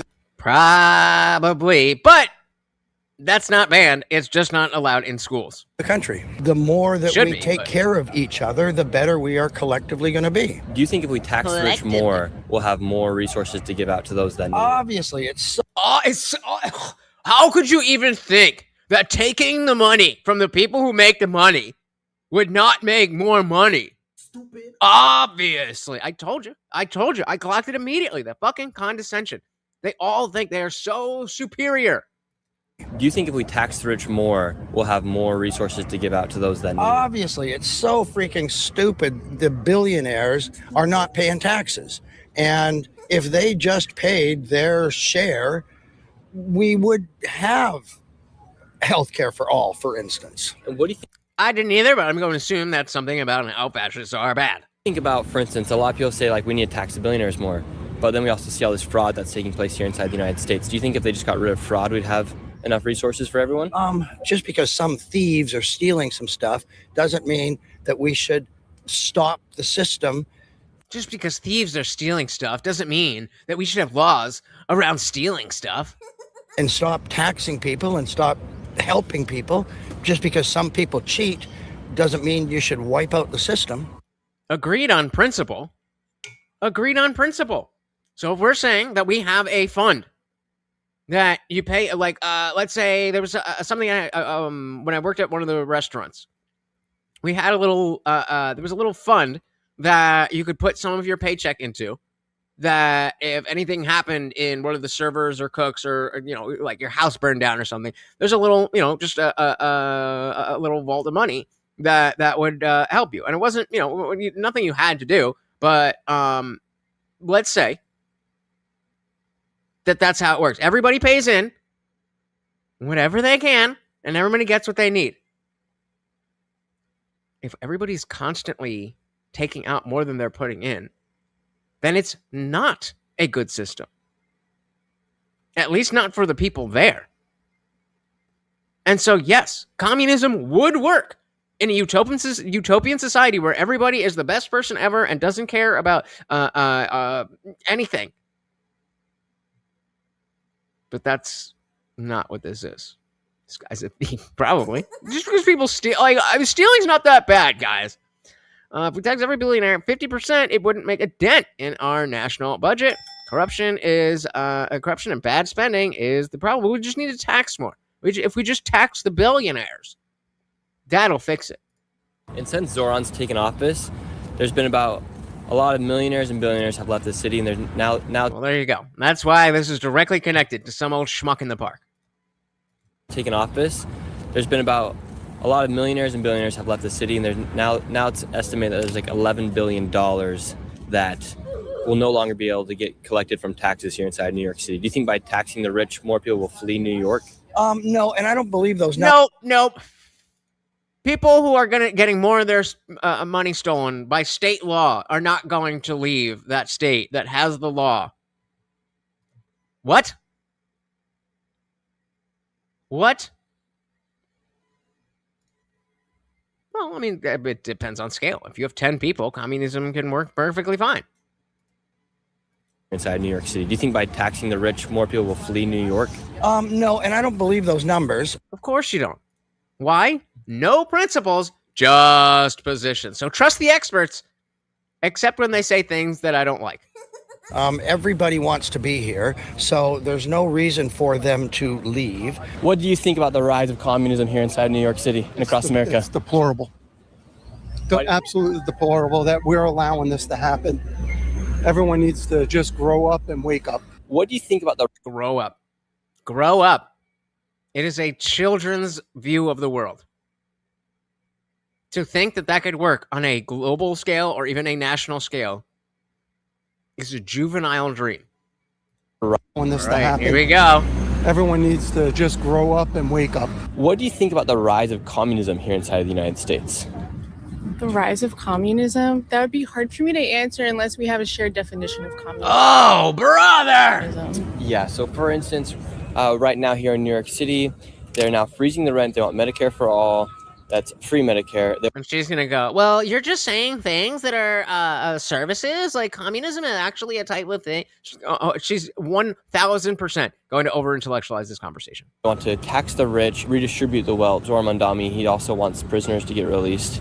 He's trying to get rid of Rikers Island and abolishing private ownership in some cases as well. Okay, thank you for this definition. My thoughts are pretty positive. No, really? I feel aligned. I can't really speak to specifics, but I think I'm... Of course not.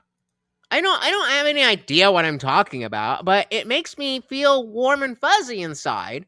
So, you know? Speak to... I love the slow zoom. Specifics, but I think I'm pretty pro-communism. I'm pro making things accessible. I'm pretty pro getting rid of prisons. How can you like to get rid of prisons? Well, like the system of criminality is a very strange way to interact with, like, I guess humanity in general. And so what do we know already about this woman? We know that she's lived a very privileged life. We know that she's never had an interaction with any type of actual criminal. We know that she lives somewhere where those criminals either can't get to or aren't there.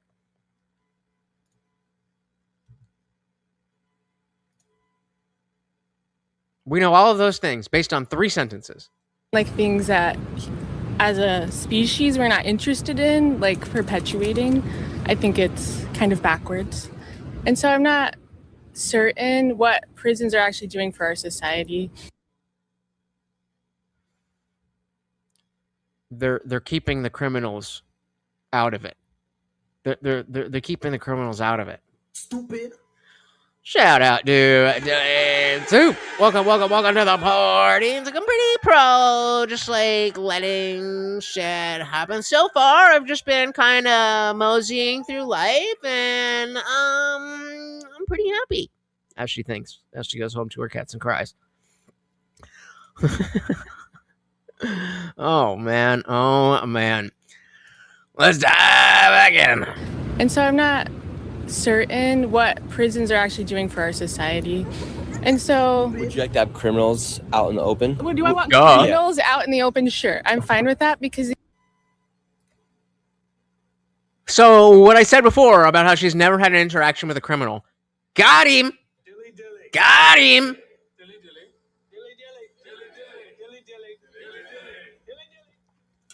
These are the people that watch things like TYT and think that, oh, you know, the world is this and that and that, and then Anna has a real experience and then flips her entire ideology on crime. Come on, man. Maybe you were wrong, and maybe that's not the only thing you were wrong about. To have criminals out in the open? Do I want criminals out in the open? Sure. I thought she was going to be like, well, of course not, but I mean... And she's like, well, yeah, sure. Fine with that because the idea of a criminal is like a little bit funny to me. It's funny. It's funny. It's funny. And I promise you, I would bet money that she's the type of chick who is going to have a grape story where nothing actually really happened. Right? It was just some guy who she thought she liked, or his dick wasn't big enough, or she was just in a mood that day. Some bullshit. They're all the same. They're all the fucking same. Sure, I'm fine with that because the idea of a criminal is like a little bit funny to me. Let's just say somebody who has raped a woman. Totally. Would you like them to be out in the street? I think my answer is yes, even though that's a challenging answer to say. It's challenging. It's challenging for you to say or to determine whether or not a rapist should be in prison. But I'm sure she's a feminist too, right? It's gotta be nice. Explain what she just said. All right, so wait, the system of criminality is a very strange way to interact with humanity in general. Like things that as a species we're not interested in perpetuating. It's backwards. No, but of course, her perception is that crime is this abstract thing, and crime is caused by conditions or by poverty, and that if those things weren't the case, then there would just be no crime. And everybody is stupid because that's so simple, and nobody's just fixing the crime. She thinks she's not only does she think she's smart, she thinks she's smarter than you. To be out in the street? I think my answer is yes, even though that's a challenging answer to say. So if you got raped, would you like your rapist to be out in the street? Oh, like, let me finish. Well, I mean, when it happens to me, well, I would definitely want that guy to have the death penalty. But, like, just in general, awful. Affluent, white, urban, liberal, female. Awful. So if you got raped, would you like your rapist to be out in the street? Oh, like, let me And finish. is this the person over here being like, hey, don't be talking about that when you agreed to have a conversation about prisons and crime? Don't talk about prisons and crime. How dare you? What do you think this is, America? So if you got raped, would you like your rapist to be out in the street? Oh, like, let me finish. Because I have been raped. And they are out. I called it! I fucking called it! I fucking called it!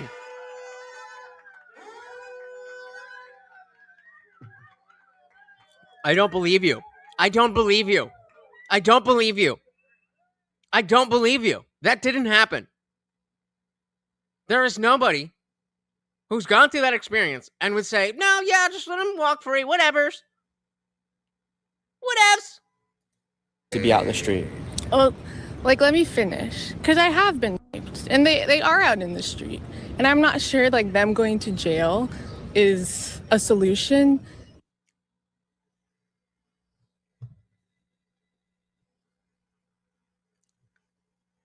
Can they do that to other women in jail or in prison? So that's what it would do. So if you actually were raped and the guy who did it was punished for the last time he did it, you wouldn't have been raped. There are people that don't report great because they don't want another black man in jail. Well, it is racist. It is racist.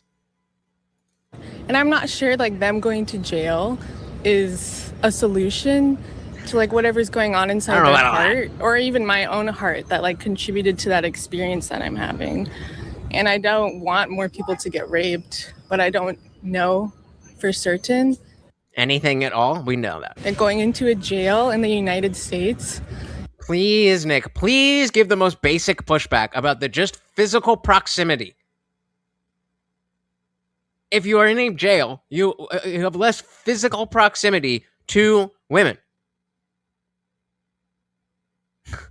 You can say that again. know Don't forget about the little hair color here. for certain that going into a jail in the United States is going In the United to States, well, if they go to jail in fucking CCOT, then we know.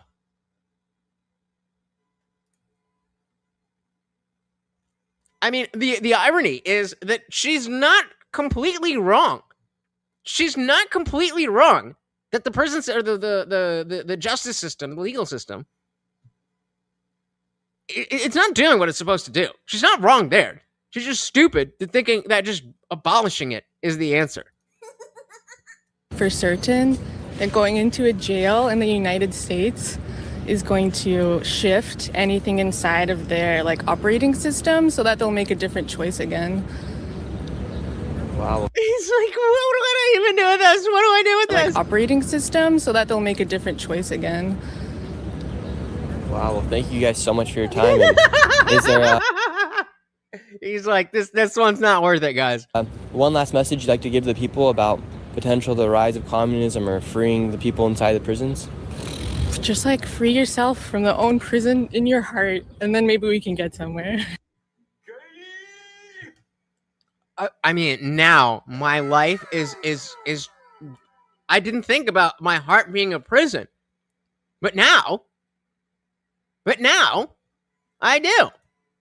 The radical left thing, 99% of crime is a result of a scarcity due to capitalism, and the rest of people can be sent to work on their journey. There you go. There you go. That's how it works. We are not on her level. We're not on her level. Just like free yourself from the own prison in your heart, and then maybe we can get somewhere. So underneath the DSA, the Democrat Socialists of America, they actually want to defund the police and abolish prisons. In fact, Zora Mandami was watching the World Cup with prisoners of Rikers Island. That lady wants, she even said it herself, just to be on the street. Yep. You can say these people don't understand the things they want to abolish are keeping them alive. If they get their way, they will be the first to join the purge. Indeed. You gone. Like, I'm definitely not in a good situation, but at least I'm aware of that. It's like, well, what do you want to do on your farm and when we get capitalism? Just like what she's saying, but in cases of great murder, the first step is to get them away from the people. Bingo. Right? Like, I completely understand that the justice system is not I mean, I'm rewatching Orange is the New Black. It's right in my face.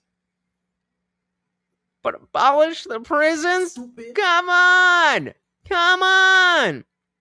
So speaking of our boy, Mom Dummy, or no. So we'll go back to Grok. We'll say, can you find me the clip of Donnie and Co talking about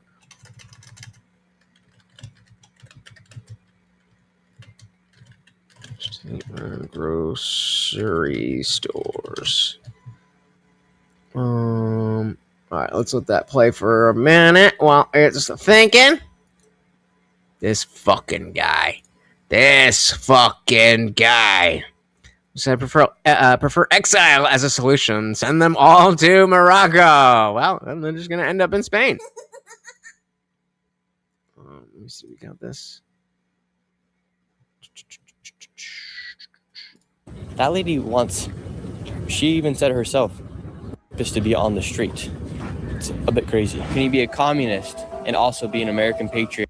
All right. So before we get on to that, how are you going to keep people from taking advantage of that, that deal, basically? And so they're talking about the state-run grocery stores on the basics, the essentials. The price is going to be 30% less than what Target or Walmart or ShopRite or whatever are charging. And so this person's asking, how are you going to make sure that somebody isn't buying the product at 30% under cost and then reselling it at a higher cost?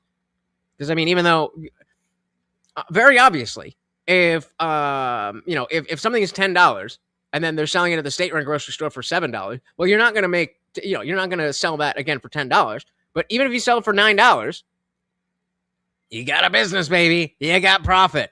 And so that's what they're at. How are you going to keep people from taking advantage of that, that deal, basically? And is there going to be a limit on the number of items that someone can take that are discounted at that level from that essential basket? So does anybody know where this is going? Does anybody know where this is going? Shout it out if you know. The irony knows no bounds. From that essential basket. So our RFP makes very clear that this is a program for New Yorkers to be able to put food on the table, not a program for people to be able to make a quick buck through reselling. I'm going to pass it over to our EDC head, G-Pack, to add some additional details. So already, it's probably not good for him if he doesn't want to be the one on camera saying it. Yes, if you look at our RFP for the operator, we are looking to make sure that we target New Yorkers, whether it be at sort of a library card-esque thing, and also we manage who's buying and that is focused on everyday New Yorkers. So we are mindful of that, and so we're going to make sure that we have all the things in place to ensure that that does not happen. I mean, yeah, like, what are people saying? They're requiring a library card-esque ID. So New Jersey doesn't empty the shelves at 30% off milk and eggs, but ask for a photo ID to vote, and suddenly it's Jim Crow 2.0. The principle only applies when it's convenient, or, as I like to say, no principles, just positions.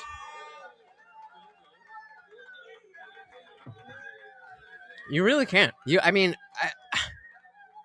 Why can't voting be sort of a library card-esque thing? Chile, 60 years ago, a paper card to eat. Them's the breadlines. An ID to consumer services reserved only for people who live in a place? Huh, interesting. 100% guaranteed the library card system itself will be corrupted and exploited. People will sell their library cards for alcohol. The NYPD is going to chase after them. How many times does communism have to prove itself a harbinger of doom? I just love the project and the hypocrisy more than the hype. Your papers, please! Says, welcome to your city-owned grocery store, a New York City municipal service. He doesn't require such ID to vote. Your papers, please! Just married, name changed, and proud. This is democratic socialism in action. And of course, we've got the armed guards. Do as you're told. Low stock. Thank you for your patience, we hope. And a can of beans for $4.99. Wonderful. Well, this is the world we all want to live in. Mom Downey announces plan to blame racism after his policy fails. Show your ID to the bread lines. Oh, Jesus. He's going to say no bread for you, right? What do you think they're going to... give me your guesses. Because obviously this is soup Nazi. Not me. What is he going to say? Is he going to say no bread for you? Is it just going to be no soup for you with his face on it? Is it going to be no ID for you? Somebody give me a guess. I need a guess before we go into it. Go ahead. I'll refill my deal. And then we'll get back to it.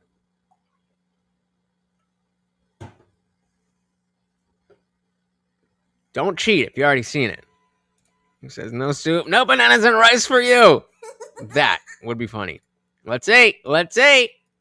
No ID, no Coke. What? Come on. You heard me. No exceptions. That's ridiculous. Policy is policy. I'm taking this. I did not expect this. No ID. I thought it was the soup Nazi. No Coke. What? Come on. You heard me. No exceptions. That's ridiculous. Policy is policy. I'm taking this. Oh my god. Well, New Yorkers need a photo ID to get the grocery card like they need a photo ID to get a library card? It's an ID. Go ahead and say it. It's an ID. Just like when you force people to show an ID to shovel snow last winter. The Tars are the biggest hypocrites on the... right? Shoveling snow in New York City. voting is needed. Voting in New York City, no ID needed. Oh, Jesus, more AI. Start spreading the news. I'm leaving today. I want no friggin' part of it. New York, New York. That's supposed to be Sinatra? These Hugo Boss shoes are longing to stray and take an Uber to LaGuardia, Ta-ta, New York. All right, that's supposed to be Sinatra. I wanna wake Not this. I mean the singer. up in a city that's safe and free, without that slick jive ass mayor, Comrade Mamdani. It's clear that Gen Z, oh, there's more. Okay, knows no history, just DEI and woke philosophy. to their musical. They're very musical people. If you know, you know. Imagine North Korea with a dash of Sharia. Ooh, that's a bar. That's a fucking bar. Imagine North Korea with a dab of Sharia or whatever. That's a good. That's a good. Korea with a dash of Sharia. That's what you got. New York, New York. Damn, there's another minute and a half. All right, we got another verse. Hopefully, I would assume that because this is AI that it's not going to get claimed, but... New York, New York, I want to... Nobody knows if the singer is supposed to be Sinatra or not? Because he doesn't look like young Sinatra, but I don't know what Sinatra looked like as an older man. Wake up in a city that feels like home, and not with defunded police, migrants galore, man dummy run grocery stores. Thinks he's a genius. ALC with a penis. It's time. Yeah, because it's. I mean, like I don't have a frame of reference for what he looks like at this age. It does kind of look like Tony Bennett, but it's a Sinatra sound. To stick a fork in it. New York, you're done. Soon the tax base will be gone to Boca Raton, while Jaime Town becomes Commie Town. Yeah, I don't know what's in 240p, but should have elected the hack global intifada instead of the quack. They're musical people. Rest in peace, New York, Commie Town.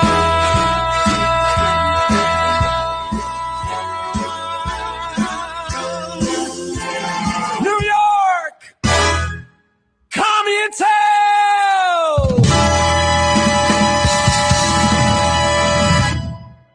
Yep. Sounds about right. So all that is going on. Springtime for Muhammad. All of that is going on. And this is the place. It's not like they're talking to people in LA. They're living through it. I mean, I guess the effects haven't been that crazy yet, but on the street. It's a bit crazy. Can you be a communist and also be an American patriot at the same time? I don't think so. Based. I don't think so. What do you think about the rise of ideas like communism and socialism here inside of America? Are you serious? See, again, the condescension. What? Communism? inside of America. Are you serious? Is it a joke, young man? Negative. Do you think that that's a serious concern? Yeah, I do actually. That's why I walked up to you and asked the fucking question and put a microphone in your face. Stupid. Okay. Are you serious? Do you think that that's a serious concern? Yeah, I do actually. For instance, there's like a big group called DSA, Democrat Socialists of America. Right. And right now they just published a thing saying they want to get rid of President, Senate, and Supreme Court. It sounds so... Yep. Shout out to T-Loy. Welcome, welcome, welcome. Said, socialists think the elite ones are their friends. First to go. They're the first to go. Welcome, welcome, welcome to the party. We are checking, of course, Emma Vigilant is here, but we are checking out what Nick Shirley is talking to people in New York City about communism and as such. Want to get rid of President, Senate, and Supreme Court. It sounds so radical, like abolish the Senate, abolish the Supreme Court, like... Uh-huh. Uh-huh. Et cetera, but it's not, like, that's those... Oh, okay. It sounds like it's crazy, but she said it's not. Those are the things that need to happen in order to have a political system that actually, like, works for working people. So whenever people are like, oh my God, they want to get rid of the president, I was like, well, I don't know what we would call it in the future. We could call it the head honcho of whatever. They're children. They're children. We can call them El Jefe, you know, because then it'll be like in the movies. Yeah, I haven't heard that. That sounds like an... So you're out here... Are you fucking serious, bro? You think that's a serious... Oh, the what's the DSA? Huh? Oh, I haven't... I was not aware of that. Let's stop being such a dick to strangers. Head honcho of whatever. Yeah, I haven't heard that. That sounds like an extreme position. I don't think kind of socialism in America is represented generally by that point of view. Well, you're wrong. So. The mayor of New York is a member of DSA. What do you think about the... Great cut, Nick. Great cut, Nick. One more time. Point of view. So. The mayor of New York is a member of DSA. What do you think about the rise of communism here inside of America? The ideas of communism. I don't think I would agree with the premise of the question. How would you... Of course. This is going to be the other... Well, technically, communism is... And what you're talking about is... So it's not a big deal. It doesn't matter what you call it. It's still bad. Call it fucking... I don't even know. I don't even care. Oh my God. Fuck these people. I don't think I would agree with the premise of the question. Nose ring? I don't see a nose ring, but we've got the hair, so. How would you rephrase it? Or let me just answer that. Then just answer! Oh my God! How are these people so unlikable? I don't really agree with the premise of your question. Okay, how would you... I'll just answer your question.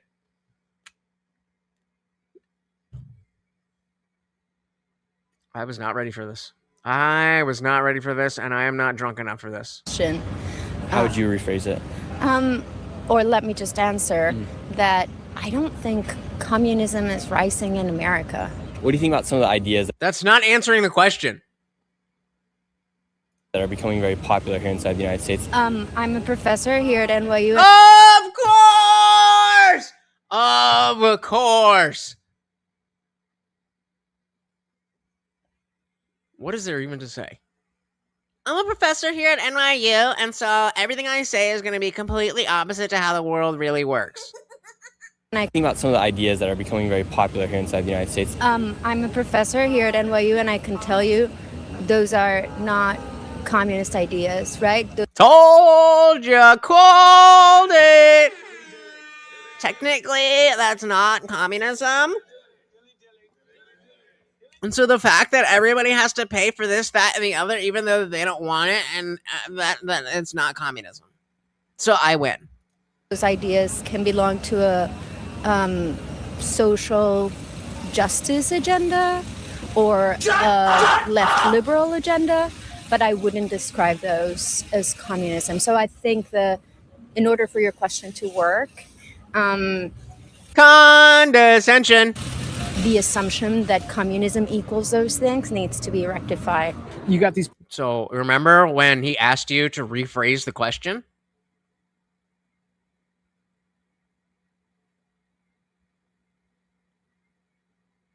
Professors and these teachers and stuff like that, they're also agreeing with this kind of stuff and stuff We like just that. talked to a professor at NYU, and she said those are more like left-leaning ideas. She didn't. I mean, they are. Refer to them as socialist or communist-like ideas.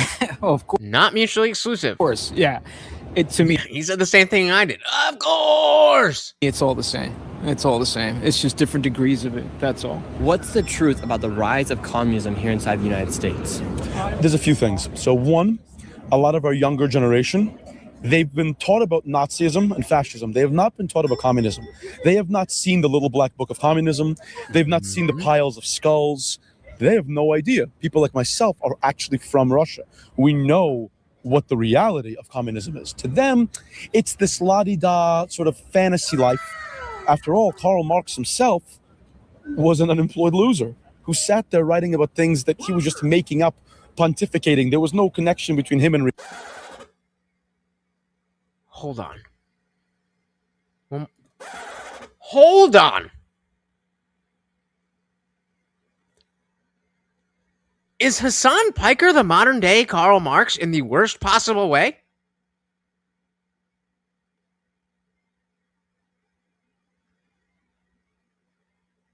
Unemployed loser who talks about all this shit, doesn't do anything.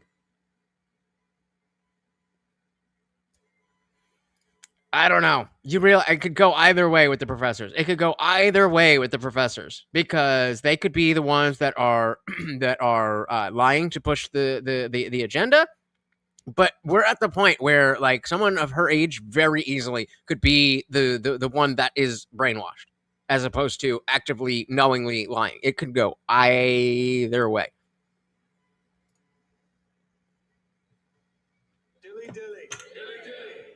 We got our own.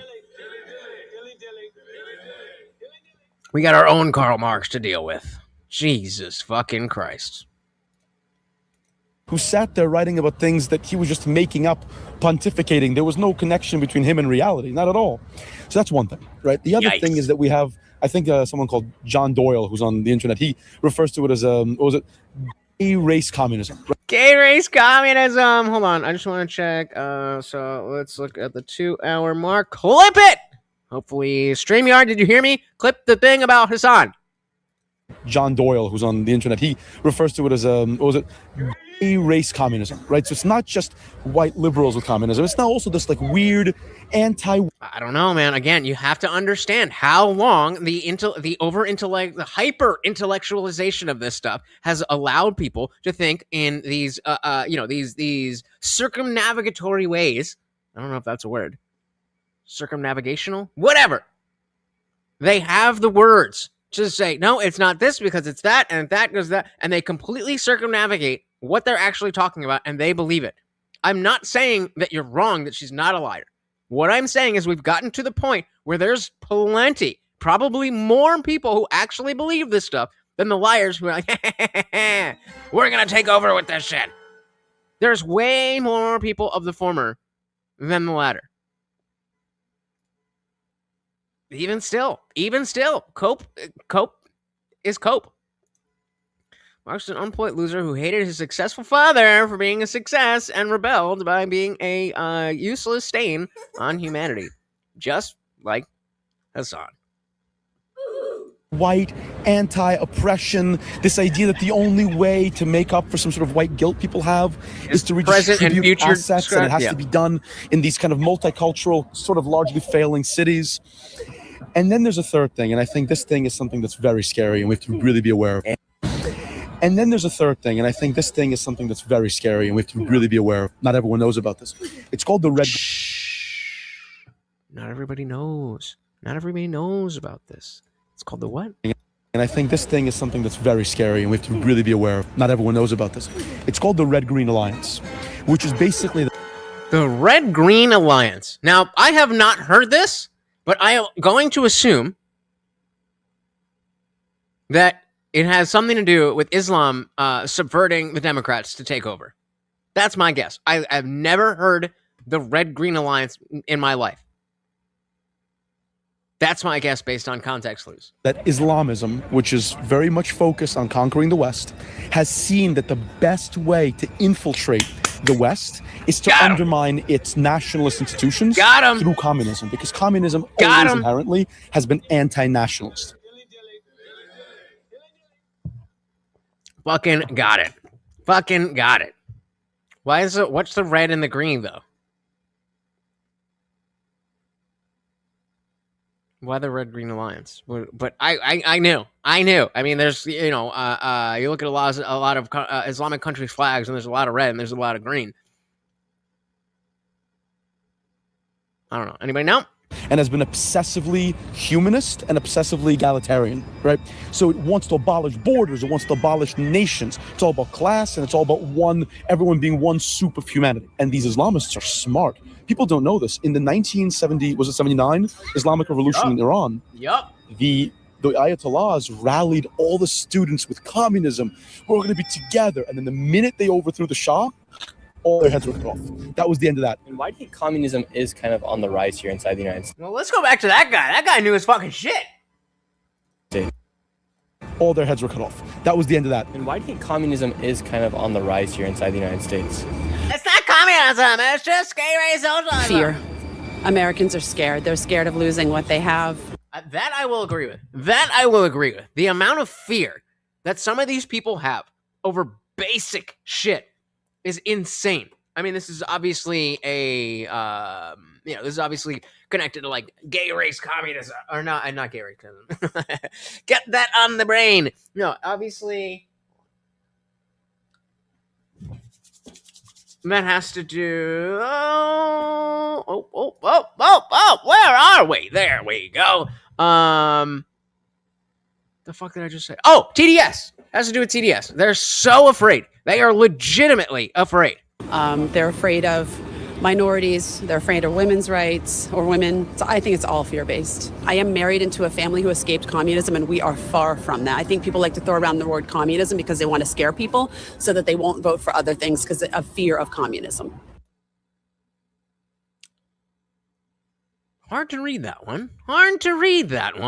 And right now, here in the biggest city of America, you have a mayor who is a member of the Socialists of America. That's right. What's the truth about this organization? The truth is that if you actually look in Africa or Southeast Asia, you'll find some of the most horrifically totalitarian regimes have the word democratic in it. It turns out that putting the word democratic into something doesn't actually make it democratic. In fact, if it was democratic, you probably wouldn't have to call it that in the first place, right? So, good point. Sorry, I fucked up the goal thing, but I read it for the democratic. In fact, if it was democratic, you probably wouldn't have to call it that in the first place, right?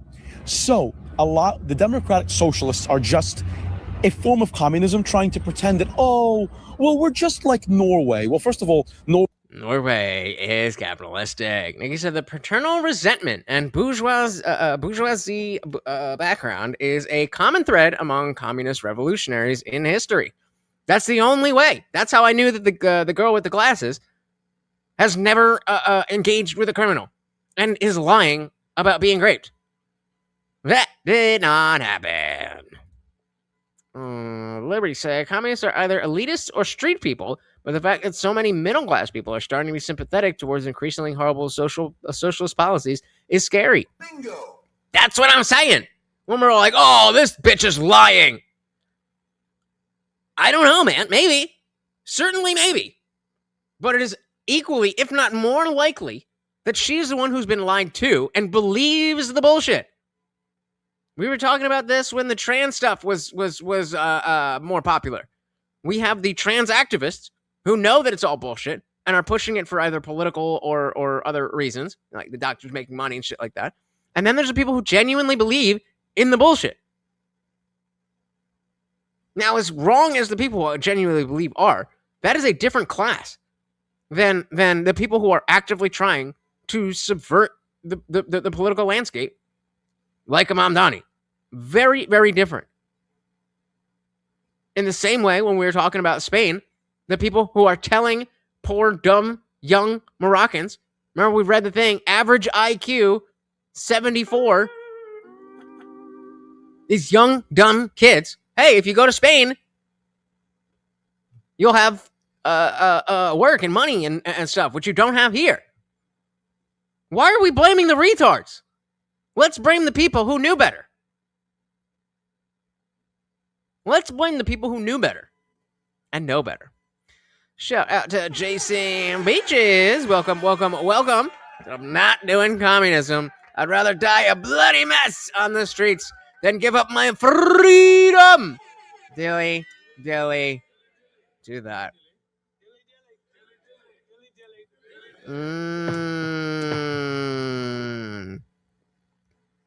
The Red-Green Alliance. Communism is the red, and the green is Islam. Communism environmentalists. I don't know about that. I think both are true. She's been lied to, believes it, and lies to others so they can get them in the door. Communists never come right out and say they're going to take your house, but they will. Right. So how? Okay, right. So how are you determining that she's one or the other? I agree with you. That it could be that she's lied to and she believes it. But how are you determining that she's lying versus just saying what she believes? Yeah, don't. No. Norway is funny how they use Norway as an example. It's like 90% white. But second of all, Norway has a very high tax rate, despite having very high average income to begin with. What they are is they are just communists with that racial sort of animus. There is really no collectivist movement that is A, not Marxist, and B, and they admit this, they say we're trained Marxist, and B, there is no socialist movement that is not, the idea of a democratic socialist is comical, because socialism is about the seizure or control of private property. You can't vote your way out of rights. You can't, it's not democratic because you use the force of government to seize people's assets or to regulate their assets into non-existence. That's not democratic. That's autocratic. And some of these ideas right now that are being pushed, like government grocery stores, are seizing the property of individuals, freezing the rent, abolishing prisons, defunding the police. What is that in reality? Well, in reality, there's this very strange sort of. Shout out to JL. Welcome to the party. We are talking about communism in America as related to the invasion we just saw of Moroccans into Spain. And if we're not careful, next. Olinsky, they call it ideal, where you basically you actively destabilize society in order to get people in their desperation and misery to turn to the same government that destabilize it for more help. The goal is to get people as dependent on this as possible. If you look at the most racist right-wing movements, the one thing they do is they kick people who they don't agree with out. Socialists don't want to kick anybody out. They want to force rich people that don't agree to stay because they need their money to maintain the system. And the wokeism that we are batting down, but if you'll read the new Substack article, that we got woke 1.0, woke 2.0, and the woke right, and they're all making a comeback. Check out Substack. But all these things, I mean, think about the madness of this. If what that's run by government, go to your DMV. Does that run well? Now imagine everything run like the DMV. Are these states any better? Is it better? There's a difference between self-funding and government control. Those are two different ideas.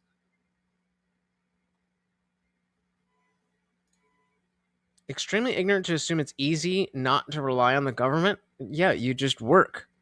And that's not what anybody is saying. Nobody is saying everybody can do all of the things, everybody can be rich, and that it's easy not to rely on the government. Whether or not that's true, that's not what's being said.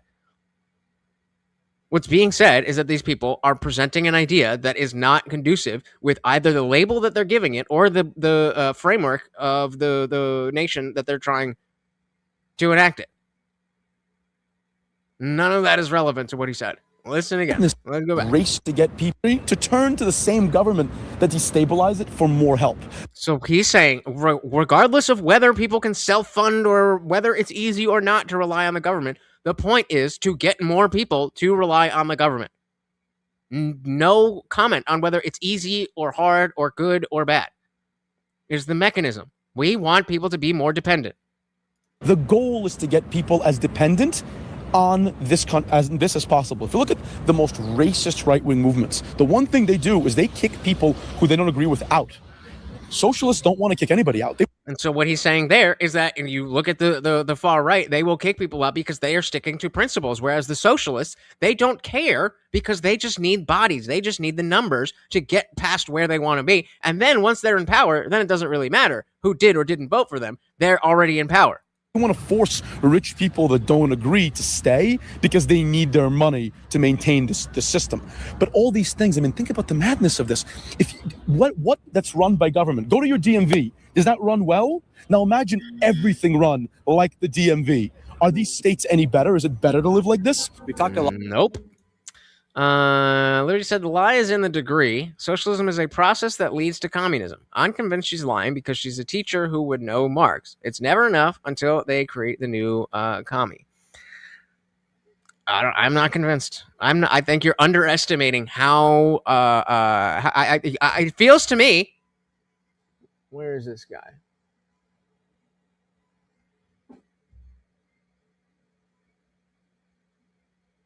It feels to me like you're acting. Oh, God damn it. Ever. In America. I feel like you're acting like this dude. Like, oh, people don't actually believe this stuff. I mean, yeah, of course they're lying about it, but nobody actually believes this. Yeah, they do, bro. And again, I'm not telling you that people are not lying about it. What I'm saying is in a specific example, without knowing for sure, you can't just assume that somebody who is putting out this propaganda and rhetoric, that they are lying. Because they might actually believe it. We've had, 40 years at least? Of especially the universities. And where do you think these teachers come from? Do you think they live in the real world? They go to school and then they stay in school. So whatever happens in school is their world. You're underestimating how strong the propaganda actually is. If it was this weak, then we would have never had communism. If it was this weak, that only the people who are buying it are lying about it, then we would have never had communism anywhere in the world, and not a single person would have died from it. The problem is that people buy into the lie. I'm not saying they're lying about whether... Well, that's what I was saying. So when you're disagreeing with what I said and then talking about something different, that's why we're talking past each other. You said she was lying. And I said, you don't know that. She could genuinely believe this. So if you're talking about something different, then okay, but you don't know if she's lying. Nikki said these commies want everything given to them, but they'd never lift a finger. I'll assume. Get 2 jobs, a few roommates, to live communally and lift each other up now, would they? Never. It's like if you tell someone their injury is really bad, knowing it's actually worse, it's a lie, but not a lie in the sense that you don't actually believe it. Oh, okay, but you're saying that, so. Hey, shout out to Grid 1 Motorsports. Welcome to the party. Very good to see you, sir. How are you doing? So on that high from DebateCon. Jay said, funny, people say communism is on the rise, yet there's been zero threat of it in how long? I'll wait. 0 seconds. 0 seconds. And still 0 seconds. Is Mamdani the mayor? Then 0 seconds. It is happening right now. No wait needed.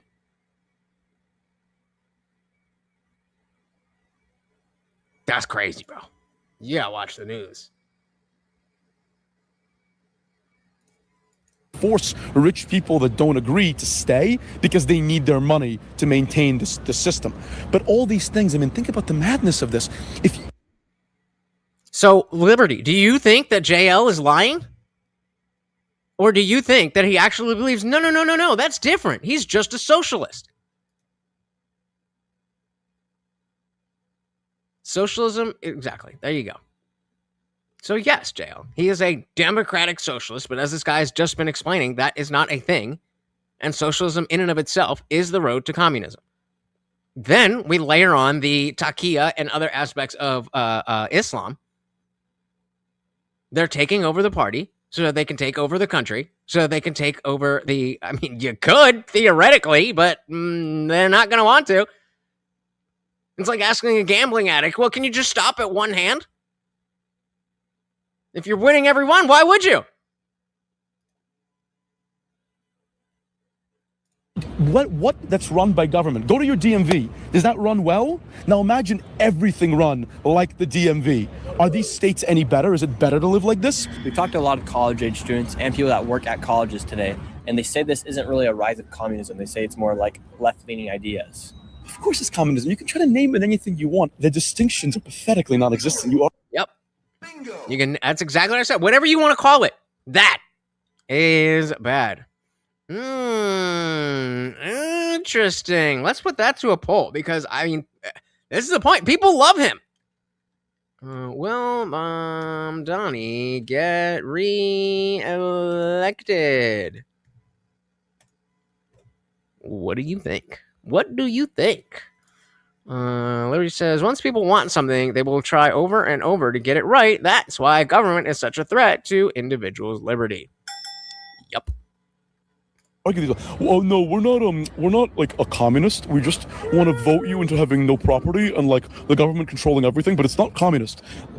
Sounds like Mom Danny to me. The name is not what matters. What matters is what it is. And what it is excessive government control over every aspect of your life. What do you guys think about capitalism? And so in general, do we think more government is a good thing? Or in general, do we think more government is a bad thing? Capitalism. It's like so bad, and it's like, you know, holding up the patriarchy, and I'm glad that I got this bagel, but why do we have the captions for this? She sounded like she was going to speak English pretty well, but aspect of your life. What do you guys think about capitalism? These are really good questions. Yeah, this is crazy. A political science student, major, can't answer, what do you think of capitalism? And so again, these are the type of people who end up being the professors.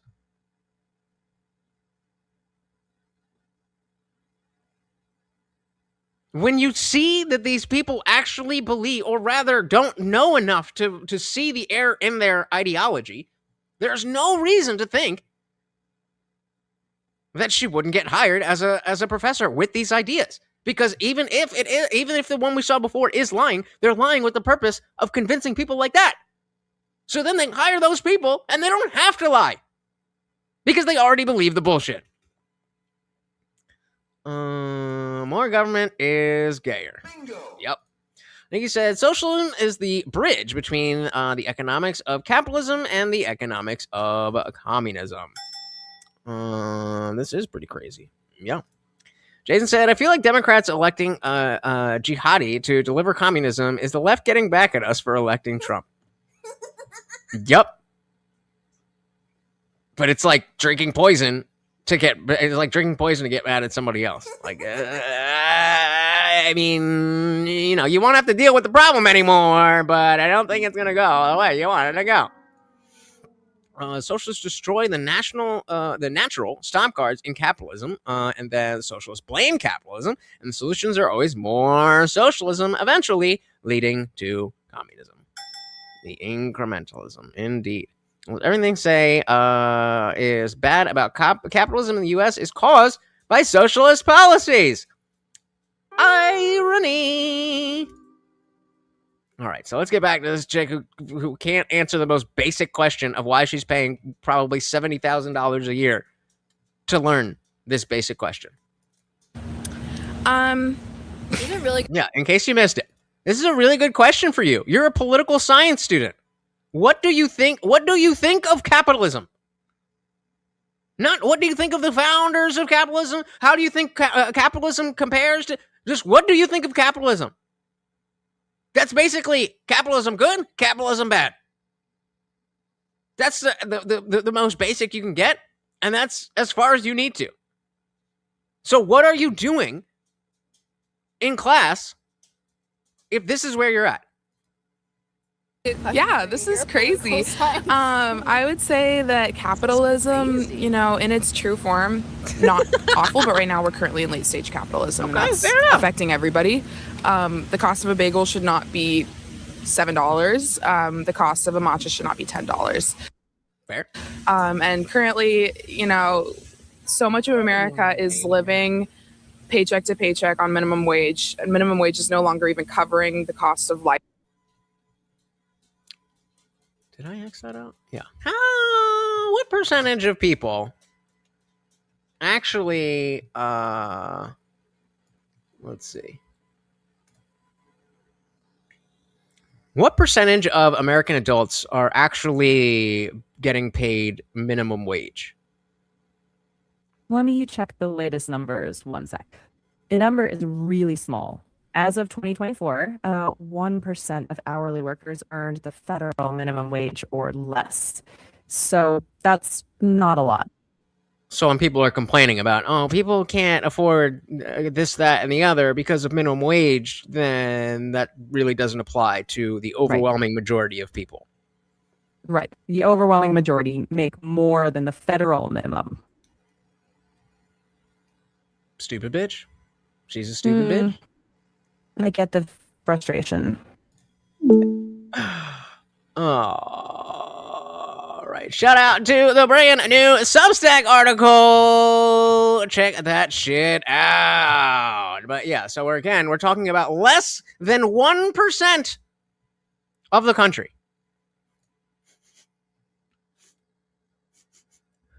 Something smells like it's burning.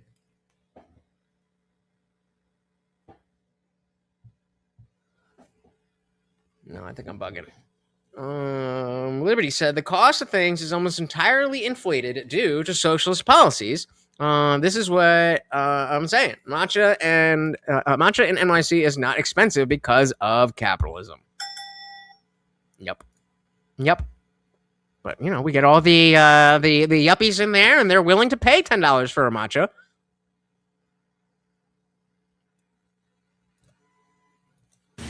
Paycheck to paycheck on minimum wage, and minimum wage is no longer even covering the cost of life, like necessities like rent and groceries. And that's clear that capitalism isn't effective in our daily lives anymore. And what would be your solution? I think, what Mamdani is doing right now is really great, like trying to make things more accessible, trying to encourage like rent stabilization. And so again, we see here that there are people who genuinely believe, maybe because they don't fully understand. Nikki said it's not that nefarious. The left are too stupid to read history and think Iran was always an Islamic country. That America hates them because they're brown. Well, what else would it be, right? Yeah, definitely not. But very socialistic. It may not be a socialist government, but it's very socialistic. That was really great, like trying to make things more accessible, trying to encourage like rent stabilization, even making like, I know it hasn't happened yet, but like the bus fare is free. Little things like that, trying to control the price of groceries. Like May the force be with you, brother. Those are the things that we can do that are small but have a huge impact on people's daily lives. And how come we're like what? If we just like open our hearts and like do the little things, then like things will just like play out. Starting to see this rise of Democrat socialism, or some people even say it's like the rise of communism.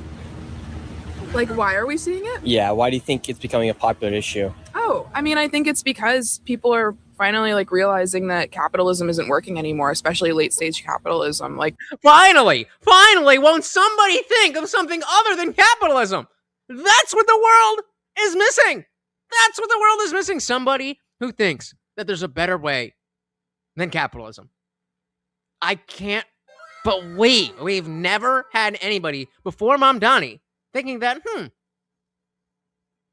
maybe, just maybe, capitalism is bad. people know that they're paying most of their paycheck on their rent and their groceries, and then they're no longer able to have a fun bagel or go out and a fun bagel. And why is that, sweetie? Is that because of capitalism? get a drink with their friends because a beer is $12. Like, people... Communism? You have no beer. See it in their daily lives, and they're realizing that this is no longer working for them. And I also think that with the rise of the internet, people are able to see how this is working for countries in Europe. You are absolutely correct, JL. This is not new.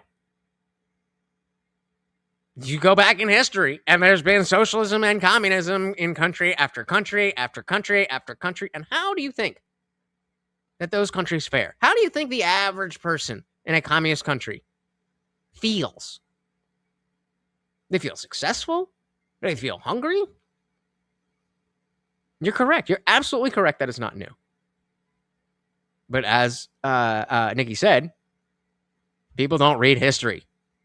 Where they do have free healthcare, and they do have, you know, low grocery prices, low cost of living prices, and there's... I did not know that. Free healthcare, and they do have... Free healthcare! Oh, it's free! So we don't need to pay doctors anymore. We don't need to pay nurses. We don't need to pay the pharma companies for any of these drugs. It's just all free. Well, I like the way this girl's thinking. For them. And I also think that with the rise of the internet, people are able to see how this is working for countries in Europe, where they do have free healthcare, and they do have, you know, low grocery prices, low cost of living prices, and they're still able to afford being a human being. Would you rather have capitalism or communism? Well, communism as it is... Oh, come on, girl. Come on, girl. I mean, please, just give me some faith in humanity. Faith in humanity. At least let her say something like, well, if we could do it properly, because under her, if we could do it properly, obviously capitalism would be better, but it doesn't seem to work. Something like that. I'll take it. Capitalism or communism? Well, communism as it is in the Marx Engels Communist Manifesto has never been implemented in society.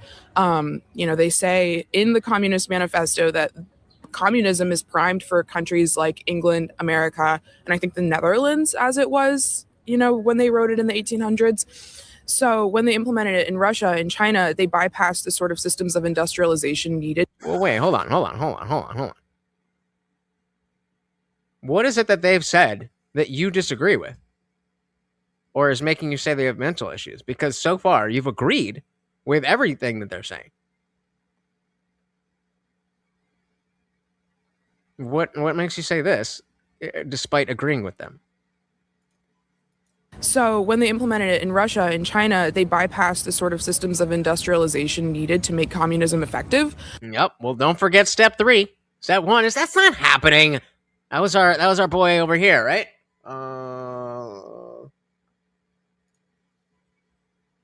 I think so. What do you think about the step 1 rise of ideas like communism and socialism here inside of America? Are you serious? Do you think that that's a serious concern? Step 1, it's not happening. Step 2 is this chick. Operating system so that they'll make a different choice again. It's happening, but you know, it's only like a little bit, and so if you like it, then you can engage, and if you don't, then step 3 is where not only is it a good thing, but if you don't like it, you're a bigot. Every time. Like you said, I'm old enough to remember when BC, British Columbia, had government-owned utilities, BC Gas, BC Hydro, BC Tel. The only insurance company is the government, and Petrocan used to be a federal entity.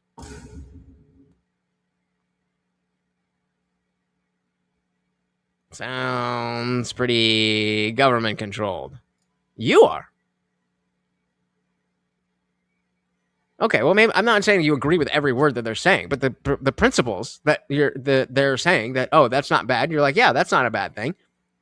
They literally just said free healthcare. And Nikki brings this up, and you say, oh, and that's a bad thing? Yes. Yes, that's a bad thing. Just like they are saying. Marx Engels communist manifesto has never been implemented in society. We never got real communism. They say in the Communist Manifesto that communism is primed for countries like England, America, and I think the Netherlands as it was, when they wrote it in the 1800s. So when they implemented it in Russia and China, they bypassed the sort of systems of industrialization needed to make communism effective. Meaning, when they did it in Russia and China, they just did it wrong. And so I think that we've never seen communism work. We've never been able to see it work in systems where it's applicable. And so I don't think I can answer that question correctly without fully seeing a system of communism in effect. Just yap. Or as we discussed in movie night, she's just meeshing. Just meesh. And so JL said British Columbia is one of the most expensive provinces like Ontario and the Maritimes. Yeah, because of the socialist policies. Okay. What do you think is the misunderstanding? Would you like to see a fully communist America? I think that there's so much in our system right now that would not allow for that. And I think that being especially a quick switch would not work. But if we could, then I would love it. So the communism hasn't been truly tried argument. Okay. What about it? I would like to see late stage capitalism kind of just go back a little bit. Out of China, Soviet Union, Cuba, Venezuela, what's been your favorite form of communism? Well, again, like I said before, those aren't real forms of communism. Why do you think oftentimes people flee communist countries like Venezuela, like Cuba, to come into a capitalist country like America? Because it's not real communism. It's not real communism. And everybody says a true Marxist would know that the process of communism is never complete. You are underestimating the power of peer pressure and propaganda. I would love to be able to take a nationwide poll. And 2 questions. Do you think communism is a bad thing? And have you actually read Karl Marx? I wonder what the numbers would be. Because I would assume that the people who have actually... Well, what did I do it this way?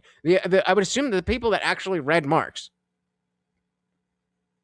would not like communism in higher numbers. Not saying that people... Of course, I love Marx. Marx is the greatest. But I think the overwhelming majority of people today who are down with the DSA and not advocating for communism, but playing into all these steps that we're talking about, I highly doubt any of them are well educated on the subject. Because communist theory relies on the complete denial of human nature. Bingo. It's not real common. Okay, then why don't they flee to socialist countries or other countries than the West? Well, I agree with you there. Cuba to come into a capitalist country like America. Because it's... the obvious answer is because they're shitty countries. Not real communism. When you have those states in effect where it's not actual communism, it's more authoritarianism and totalitarianism. And these regimes emerge also by a byproduct of American interventionism. Of course, America bad. How exactly do you expect to abolish private property and not... What did she say? It's not... Because it's not real communism. When you have those states in effect where it's not actual communism, it's more authoritarianism. Oh yeah, authoritarianism and fascism. Yeah, like how do you think you're going to get from A to B without fascism and authoritarianism? You're just going to convince everybody with your brilliant fucking arguments. Stupid. This is what they are calling for. The new communist man. Basically, they want to break you like a dog or a horse or... Yep. Well, then, and like the bald Russian guy was saying, dependence on daddy government. The more that you get the populace dependent on the government, very obviously, the less power the people in general have. So it doesn't matter that you and I say communism bad. It gets to a point where if enough people say communism good, we die. Gulags if we are lucky. Totalitarianism, and these regimes emerge also by a byproduct of American interventionism. People aren't happy because there's clear inequalities that exist. People are unable to live, and that's why they flee these countries. Again, not real communism. So shout out to Kelly Green. Welcome to the party. Very good to see ya. Communism, yuck. Indeed. That's their whole thing. Cover me harder, daddy. Oh. and that's why they flee these countries. Again, not real communism. So I don't think it's fair to say that like people are fleeing these communist countries when in reality it's a totally different state of affairs. We've talked to a lot of these younger folks over by NYU, and some of them said, all right, that guesses. Wait, guesses. I want to know. Do you think? I want to know where you think they're going to land. I have a feeling. Because clearly elder Gen X, if not boomer, like they're older. Maybe boomers, but in that range where it could go either way. I think boomers in general are going to have an overwhelming bias against communism. But these Gen Xers, there's plenty of good ones, but the bad ones are running this whole shit. Anybody got a guess? Are they going to be pro-communism or anti-communism? Been on you a long time. They're getting Federal Reserve notes. They're worth less than nothing. Well, as long as I can get my my food, my electricity, my AC, and my alcohol and my weed, then I'm happy with that.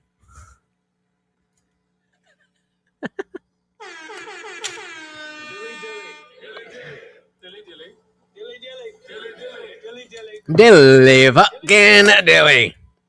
Chinese economy is still more real than the U.S. economy. They're basically producing everything. But we don't need manufacturing, right? I saw it in an episode of The Office like 15 years ago. Do you really think, Michael, that manufacturing is a good way to predict? Turns out Michael Scott was right. They say we should bring back feudalism, then these assholes could be ruled like they want to be, and the rest of us can own shit and be free. I love it. And we said fascism works, it just sucks. Damn. Pro-communism? All right, let's see. We've talked to a lot of these younger folks over by NYU, and some of them said that they don't think. What did she say? A lot of these younger folks over by NYU, and some of them said that they don't. She said good luck. Don't think there's such a thing as a rise in communism. Because they actually never lived it. They don't know what it's like. They're not. I'm not saying they're not educated. They're book educated. Yeah, they don't think communism is even rising here. Yet the mayor of New York City has said that he's actively freezing the rents. He wants to have government-run grocery stores. That's something you'd see in Cuba or Venezuela. Not something you'd see here inside the United States. We already have food stamps. Well, he already said he was going to do free groceries. Now they're not free anymore. Now they're discounted. So also he said about free MTA, mass transit. Can't do that either. They also want to start taxing the rich even more. Do you think we should tax the rich more, or should we eliminate the fraud that's happening here inside the United States? She'll eliminate the fraud in a lot of the programs that are not hitting who needs it. People, boomers for the win. The rich people have carried, and I'm only going to say New York, carried this state for a long time. Now it's just starting to see people are moving out. Companies, you got Chase that went down to Texas. You got half of the stock market just went down to Texas. So it's just black and white right there. What do you think about the rise of communism here inside the United States? Well, it's actually we know he's going to be against this shit. Yeah, right. Boomers W, Coomers L.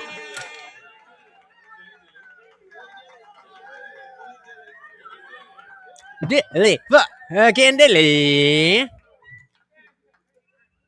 do you think about the rise of communism here inside the United States? Well, it's actually a reality, and not a lot of people take it seriously, I will say. For example, my background, right? I was born in Peru, South America. So I actually know how it is to live because I was born in the 85. So I saw how bad it is and how it affects people actually, right? I came over here when I was very young. I served in the military, right? I'm a veteran, and I see what's happening. People think that they have everything for granted. They don't really appreciate what it costs to fight for freedom. When you get out of here, like when I was deployed, right, you see what the real world is, you know? People fighting in different... Is it Monday? It's Monday, right? Yeah. Put up the Vulcan soapbox. World is, you know? People fighting in different countries just for a piece of food or water. So would you say to those people that don't think what's going on is a rise of communism, would you say they're being misled? Oh, absolutely. It's just that they don't care. And actually, when they see people like, I don't know if I'm going to get in trouble for this, but the mayor we have, right? All the promises, he's telling people free buses, free this, free that. Again, where's the money coming from? There's no money, you know? And instead of that, now you're raising taxes, right? And all the people, wealthy people, that actually creates jobs to make more money going somewhere else. Now where you get the money from? Why do you think communism is on the rise, and what do you think about communism? I think communism sells. It's such a simple idea and message. It obviously doesn't work at all, but it's something that you could so easily say to a young, naive college person or young person in general. Yup. And this is not breaking the trend that conservative women look better. I'm not saying she's like a fucking 10, but she looked good.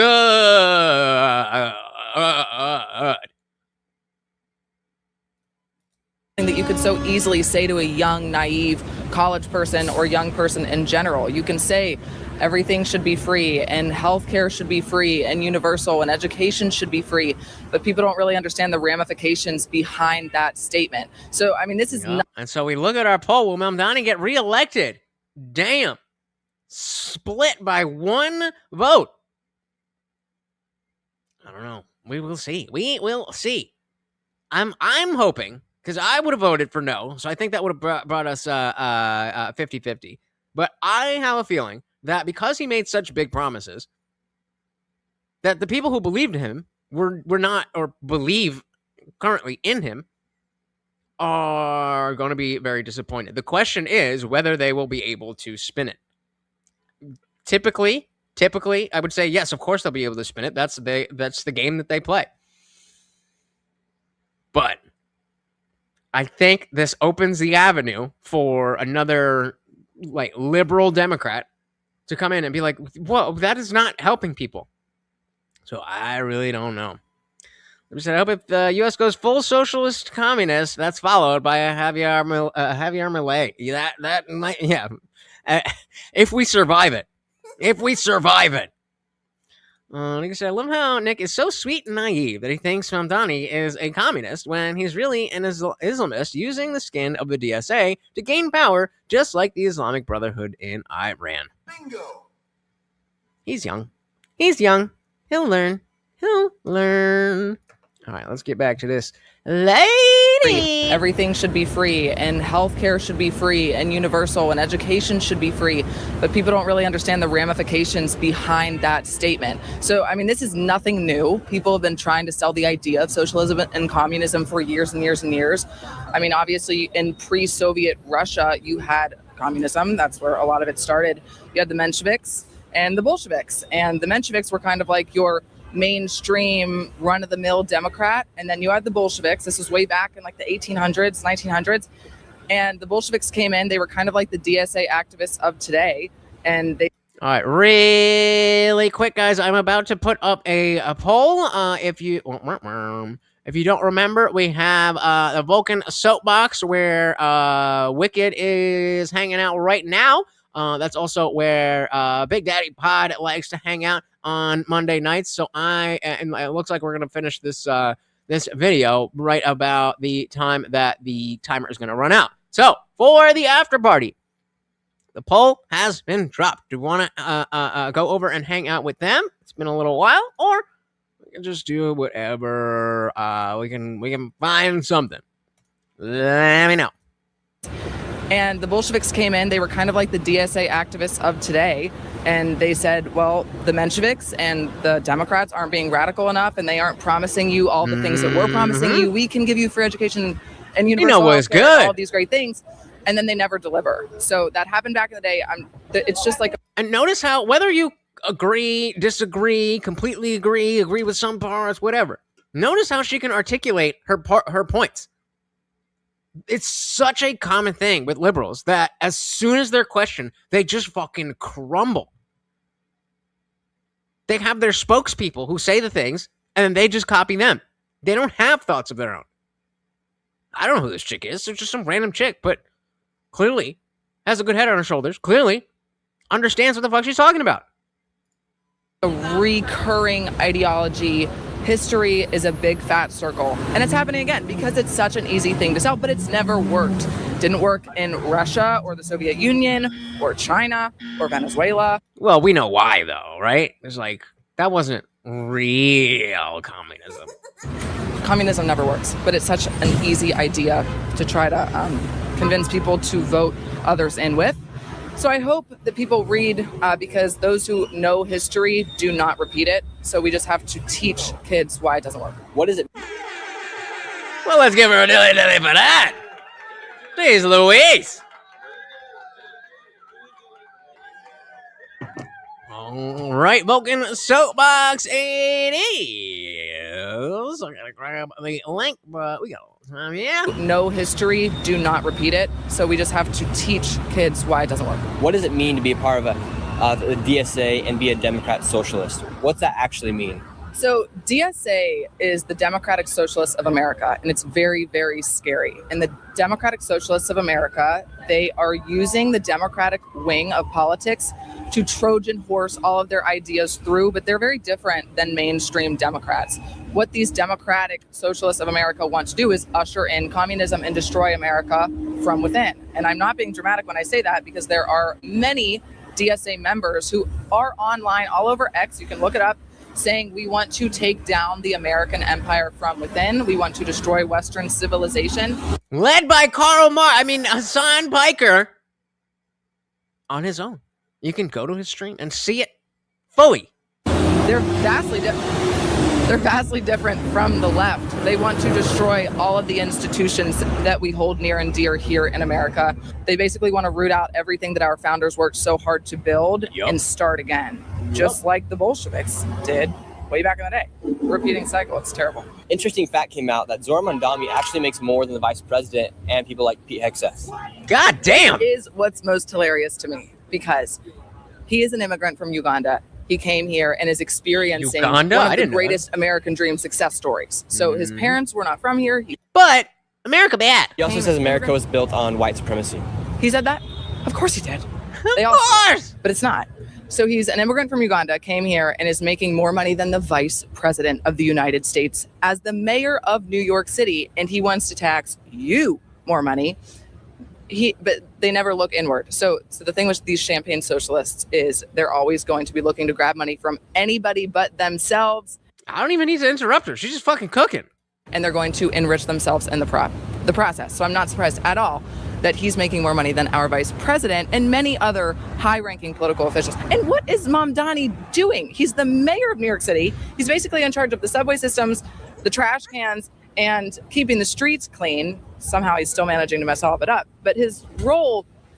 Oh, those were the good days, right? Because communism is easy to sell because it is the ideology of the lazy, envious glutton lacking personal responsibility. It allows them to point the finger of blame for their poor choices. Bingo. Yep. Nothing to add. Yup. Is not that intrusive, yet he's making so much money. And before this, his only other job was that he was a rapper.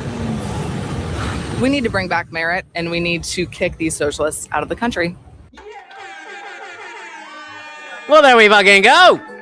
There we fucking go. So, of course, both of those links to the two different videos will be in the description. If you don't, now that we've gone through the other side and saw what is happening with New York, if you want to take a look at what is going on with Spain again and see the connections, it's too similar. It's too similar, and it is fucking scary. It's too similar, and it's fucking scary. So I'm gonna throw this on a Big Daddy Pod. Competing with each other. That's what it is, They compete with each other, So, I can understand a woman being like that because, I guess she's looking for the alpha, and I know alpha is not really a thing, but she's looking for that top man or whatever. So, if her girl over there, already picked her, I don't know. But get out of here, man. I hope I get your next go around, bro. I gotta go. No, man. If you leave now, then people are gonna think you left because of me. That's what I'm gonna tell them. Well, until we meet again. What it's looking like. A big mouth, Clive, and tell everybody. When you coming back, man?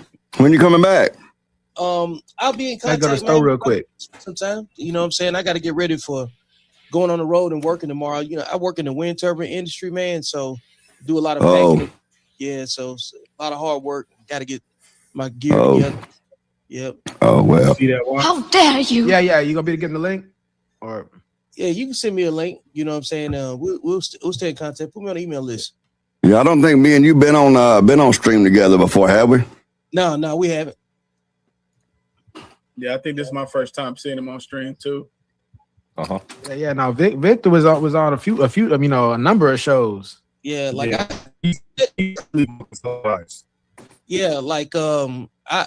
just for a little bit though. I got probably about another 10 minutes or so, but I've done a lot of content over time, focused on like intellectual conversation and stuff. I think that's kind of how I don't even know exactly how we came to get in the same sphere with each other, but I've been over here a few times for support. Traded some secrets and stuff about how to make things work on platforms. Mm-hmm. Hey, Dane, send Indian Jesus the link. Yeah, I mentor men, write books. I'm a veteran. I do content that make people mad, and you know what I'm saying? Oh, you sound like my kind of fella. Now, how do you make them mad? Now we're talking. Oh yeah, I just go right to them. Like for the most part, like I can tell men that's been raised by their mamas. You know what I'm saying? Oh my God! I think we are spirit animals. Oh yeah. Yeah, I can hear. Calm down. He's so loud. And I can mama last name. You know what I'm saying? So I can tell if his daddy had got his mama last name. You know what I'm saying? So look out. Yeah. Hey, throw your link in the private chat. All right, Can you tell if it's hyphenated? Yeah. So can I tell if it's hyphenated? Yeah, the hyphenated last name. Let's go, boys. And hers. Oh yeah. If she got It's a 2 hyphenated clicks. name, she had the steering wheel and You the click husband back. invite. And the You last click one copy, and you paste the fucking link. What are we waiting for? Look, man, you need to go sub up to my channel, the Big Daddy Pod, man. We need to do some collaborations. See, because it's because black. Let's go and get back to the show. That we definitely we got to make sure everybody connect too, and we got Indian Jesus want to come in too, right? The Indian Jesus said he's coming in. No. Sorry, we'll go to the next one right here. Get out of here, bro. I guess we'll wait on Indian Jesus to come in for this next one then. So we'll finish up this right here while we're talking about it. So Dane, do you take issue with you being not chosen first? If a lady were to obviously your situation is already set in stone, but just in the video, the ladies were like, "Hey, look, you liked her first or liked her most, so why go with me? I'm just gonna pass." What's your thoughts on that? You're asking me if I personally take issue with not being chosen first? Well, the initial question was, is that a valid thing to whenever you is there a reason for pass on the guy or saying that we're popping their balloon? Is that my audio cutting out or James's? Can you hear me pretty good? Everybody hear my audio? Yeah, I can hear. Both good. Okay, they said I'm sounding good, Dane. Can I get you gonna take their word over Dane? Well, yeah. He said he couldn't tell if it was me or him. But I guess while Dane's figuring that out, So Wade and T Reason, what y'all think I'm about my lost. point? I can hear I'm saying Freshly, but that I can't hear Vulcan. it's arbitrary to say that. He talking some good stuff though. Look at the look on Vulcan's face right here. Look on. He was talking some good stuff. He can mute it because he probably Whatever he's saying, I am probably got to mute him. upset that I can't hear him. Well, we can hear you, Dan. Do you have him muted, Dane? Oh, can you hear everybody? Can you hear everybody but me? Can you hear me, Dane? Yeah. Oh, do you have Drop out and come back in. I can fix this. Just How's he fucking. gonna have only Vulcan muted? Let me. We got comments anyway. Oh, never mind. The comments we already covered. All right, so Freshly. Yeah, we'll see. Okay, I think he's on mute now. We're good. So yeah, so T Reason, I think he's talking right now. But wait, so we think about the point. Wade and Wiki, we think about the point that I was making, saying that Y'all got 5 fucking minutes. technically never the first Y'all got choice. 5 fucking even minutes. if it's something like she's the first in the room. That's not significant enough. For it to be really I meaningful. definitely see where you guys are coming from your point of view. So I was just looking at it from like, is it a valid reason coming from like their perspective? They got to the end of of things. normal regular Because time. it's like, all right, I see where she's coming from, and like in the group, because it's like, and they lost the opportunity. I mean, but that's the way I was kind of looking. I was looking at it a little differently. But with the point of like, yeah, you're never going to be somebody's first choice, because obviously when you were 6, 7 years old and had your first crush, obviously that was your first choice ever in life. You're always going to be a second choice to somebody else. Not an informed choice. So that's not an informed choice. So the difference is, once you have all, if all I'm ever exposed to is A, B, and C, right? The fact that my first choice is A doesn't mean anything to the girl that is J, K, or L. Because I don't. Hold on, but then that contradicts. Hold on a second. But you just literally contradicted yourself. You literally just contradicted yourself, because you're saying that because I'm not the first choice, then I'm not going to be the first one. But then you're like, if you're not, you're never going to be somebody's first choice. So it's both sides of your mouth on that point. No, because then if you're like the only, if you get introduced to new people, and now J, K, and L, 420. You got 4 minutes. E, F, G, H, I, J, K, L. And right. you pick J. And look at Big Daddy Pod still yapping. J today. Just yapping.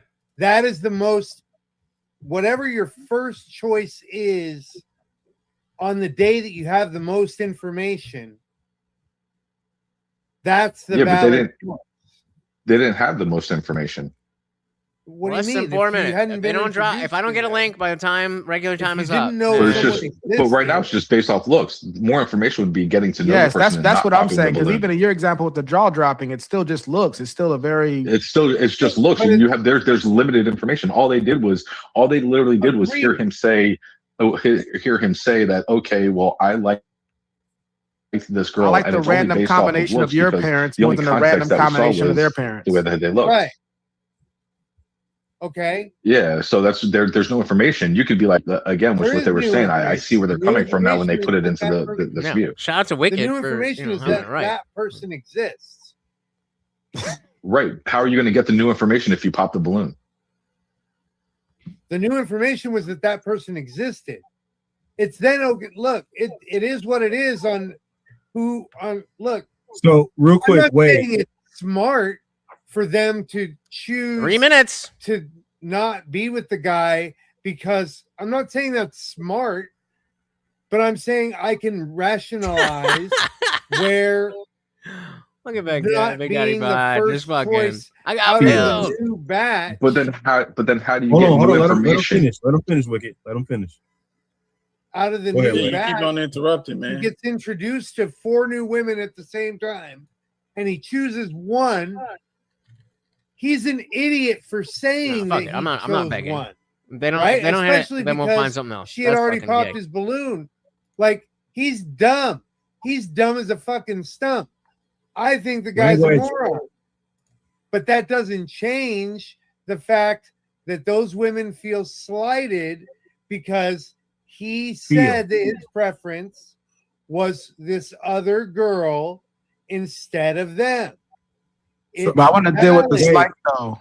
That goes back to the fact that they in competition and they 2 right minutes. then and there they lost the competition. He basically made it clear. Right. He to told them them that right they then and lost. there. Ooh. Instead of it being something you keep to yourself, internal dialogue, All right, he I'm said it out loud. I'm and gonna let the that's where, clock run you know, out, but I that's just when the found balloon something started that to could be pop. fun. Because he took the wind out of 90 his own seconds. sails, because he gave away a competitive advantage he had right in that moment when he opened his mouth and said what he said. He's not competing. He's choosing. He If is you're though, the because chooser, he's we winning. need to know what But the he purpose didn't is. get to choose once the He's balloon in a- got popped. He's in a competition against he the women. minimized his choices. He had a plentiful of options. You guys and have to as soon as he understand. said what he said, his options. You guys got to understand that, like, there's one person watching. There's one person watching this show. They have 1,000 subscribers. They're clearly not, you know. I think they have a good platform. I've been very vocal about how I think they have a good platform. They're doing good stuff and da da da da da. Like, you get a big dog, then you know you got to do what you got to do. If you're not ready, then You're saying they can feel how they feel, but then you're saying I would have made that this it's fun. invalid. They got Don't 38 invalidate seconds. their feelings like that. How dare you? Just listen. It doesn't make their feelings invalid. But actually, since we only have 30 seconds for the normal time, what I want to tell you is that we are going to members only. But if you're not a member, stay right where you are. It's only the chat that goes to members only. So we aren't going to kill the Twitch stream, but the Rumble stream is staying up.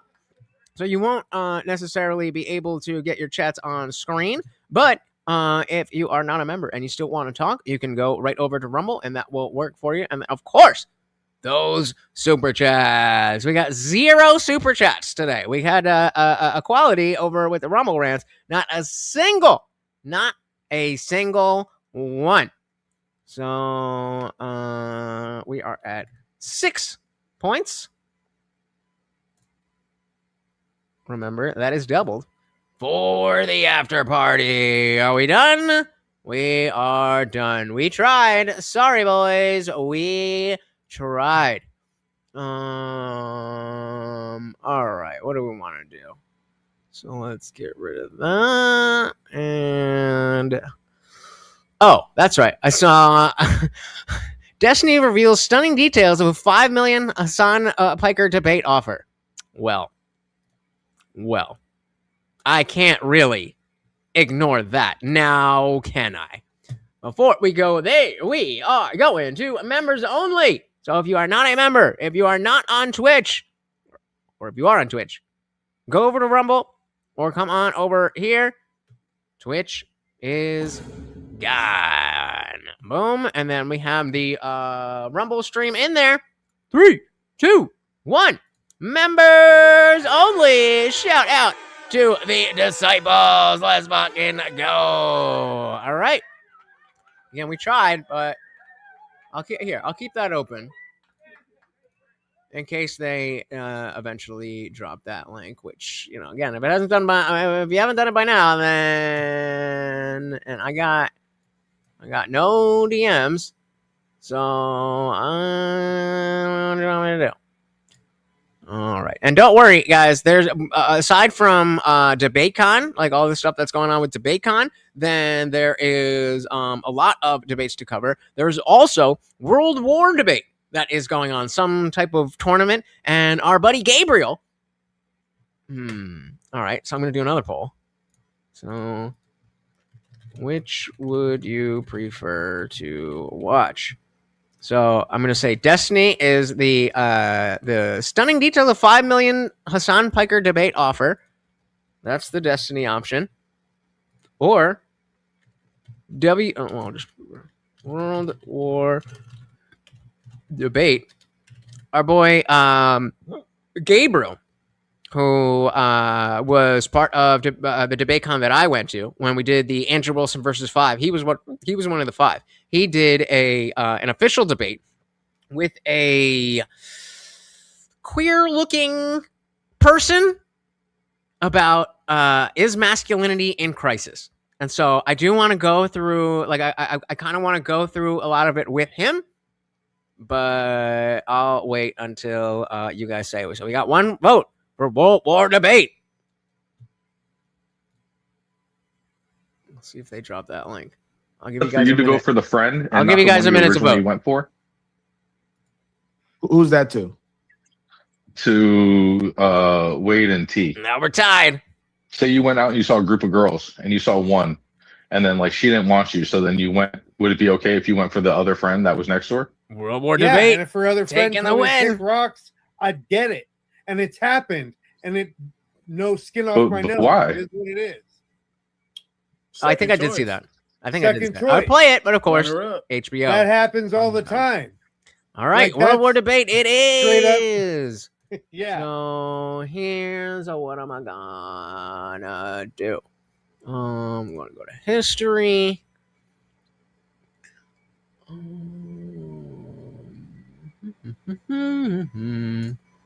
Problem that is that. So we're gonna skip the opening statements. Let me tell him real quick.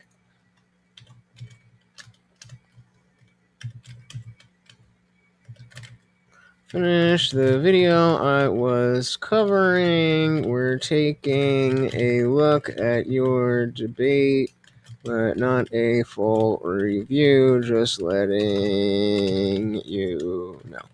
So the reason that I want to not only cover this, but I want to have him here and talking about it is because Gabriel is a deep thinker and has a wide vocabulary, but he doesn't use it very well. And so the yeah, I know, but it's HBO. They'll claim it. So the prompt here is masculinity is in crisis, and Gabriel's saying yes, it is, and then the chick is saying no, it's not, because men have this and that. Actually, let's watch her shit. Let's see where she's coming from, and then you'll get an idea of why I'm doing it this way. Owlish is the name. What is masculinity? It is defined as the set of attributes, behaviors, and roles culturally and historically associated with boys and men. It is socially constructed concept distinct from biological sex. Because it is difficult to argue that man-made abstract standard can be in crisis, as it is an arbitrary metric that changes depending upon current trends. Masculinity is a subjective term, meaning that its definition has always been based on societal constructs. Men in early antiquity wore very elaborate clothing and were highly concerned about their personal appearance. The idea of high style or peak masculinity was aristocratic, meaning that the more attractive a man was in his clothing, then he was considered more masculine. Early men wore high heels based off of Persian riding shoes. In today's standards, these are considered unmasculine. The emotional standards of masculinity are dishonest, as it precludes the fact that anger and aggression are an emotion. Stoicism, which most men would consider masculine, is dysregulation. It is as having emotions is a natural response, and being able to express them in a healthy way is a sign of better adaptability. Other cultures have very different views of masculinity as well. Thailand, for example, has a very loose idea of what defines a man and gender fluidity in general. Where there is no standard for masculinity, no written book or natural order to fulfill when it comes to what makes a man, meaning that outside of biological physicality, masculinity can really apply to anything that you really want it to be. Kind of short and sweet. Well, that's incredible. Okay, so that's where she's coming from. There's no crisis in masculinity because individual men can do things that are different, and so if anybody can be masculine, then it can't be in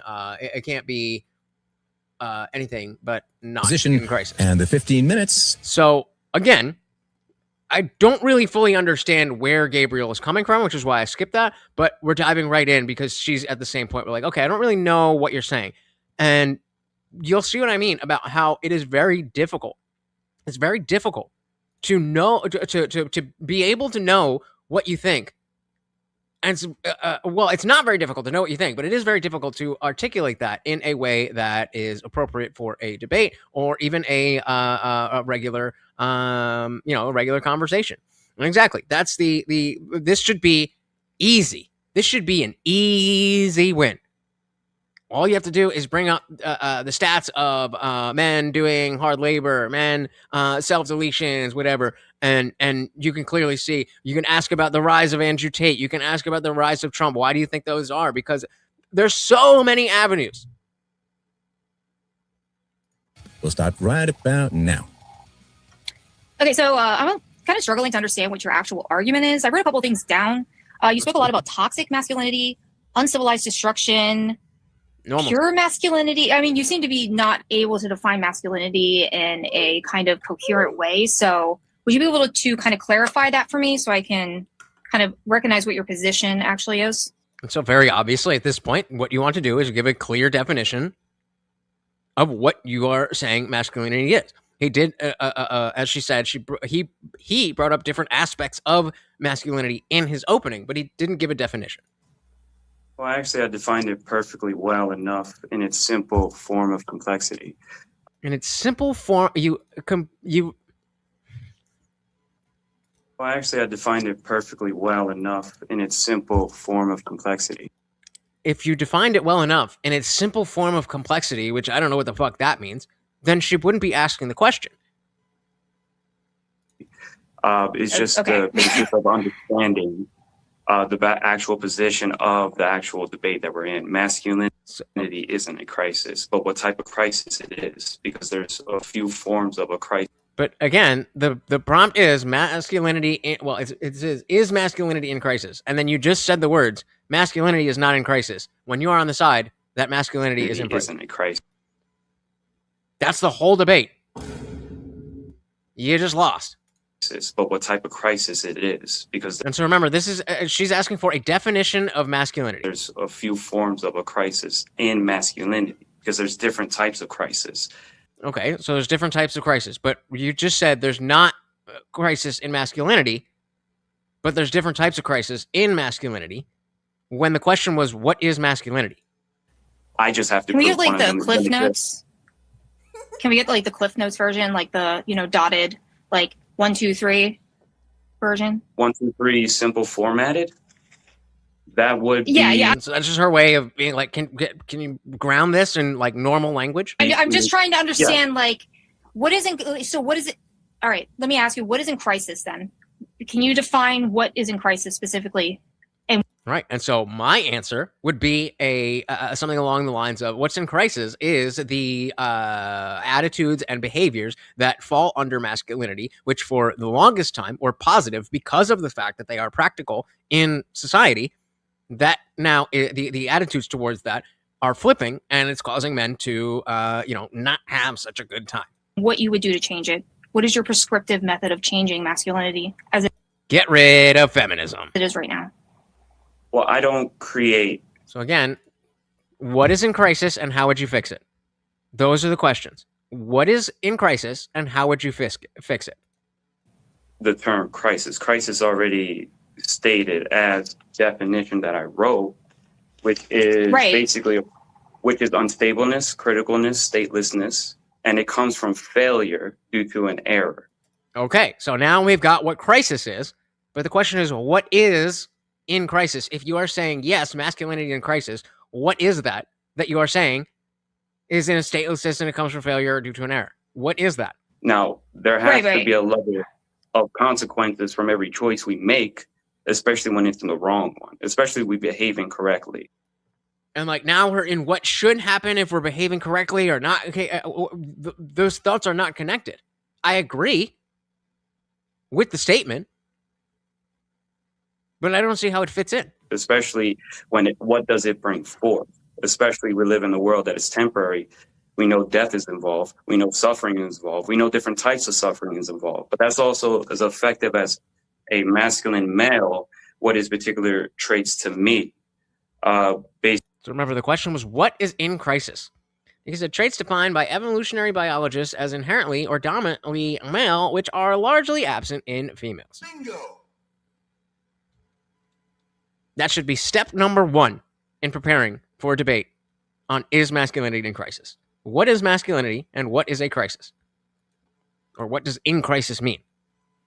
Basically, we value as men strength. And she's being smart by like just let him yap. Physicality, or more so of a way of more of a physical type of work that is masculine.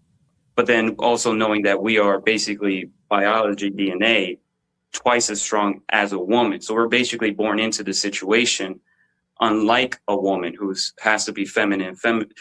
Because a woman is born into this world, it doesn't have to be fully feminine, as a man doesn't have to be fully masculine. Well, where are you, dick? I need So you, man. And why? basically, Okay, so why is it in crisis? If I'm confused as to why it's in crisis, then. So Which was the original question. because there's an imbalance. Because of the imbalance. Okay, there we go. So, okay, there's an imbalance of what? What should be balanced that is not balanced? Balance has become not what it was originally designed for male. Okay, what was it originally what was it originally designed for, and what is it? Male masculinity is supposed to be 2/3, and in combined with 2/3 of what? 1/3, 2/3 of 2/3 of a fullness unity. Of a fullness unity that A fullness unity. What I think he means is that women can't, it's not that women can't be masculine. It's just that the natural order of things is that it should be 2/3 of the masculinity is coming from men and 1/3 of the masculinity is coming from women. I don't know where you get that, but I think that's what he's trying to say.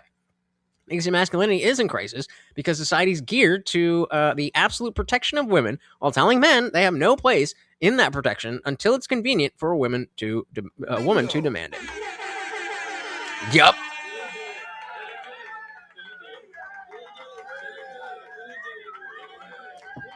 Dash it. Dash it. Now, remember, debating is more than just talking. But it's talking. You have to do a talk good. Yeah, right.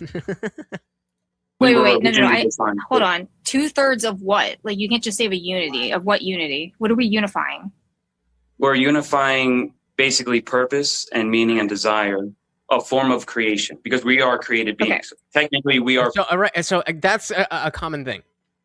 And meaning. Because what the question was, what are we unifying? What are we unifying? We're unifying basically purpose and meaning and desire. So we're unifying purpose, meaning, and desire. That's the answer to the question. A form of creation, because we are created beings. Okay. Or a form of, and now because we are created beings, that's we don't need that. And so you can see how like he has his idea ready to go, but when it starts coming to his mouth, it's just like it doesn't match up. There's a disconnect between what he's thinking and what's coming out. Technically, we are procreated beings. Because we did have a lineage. We're basically created beings, but we are now basically from procreation. And you can see Stephen Molyneux just like, bro, what are you doing? We're procreated beings right now. But we come from an origination from original parents. We come from origination from original parents. Origination? I'm pretty sure that's not a word, but you can just say we come from parents.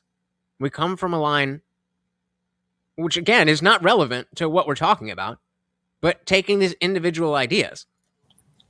Okay, can we maybe focus on a specific issue that men are facing that is putting masculinity in crisis? Because we're talking about a lot of very abstract concepts that really can't be pinned down with one.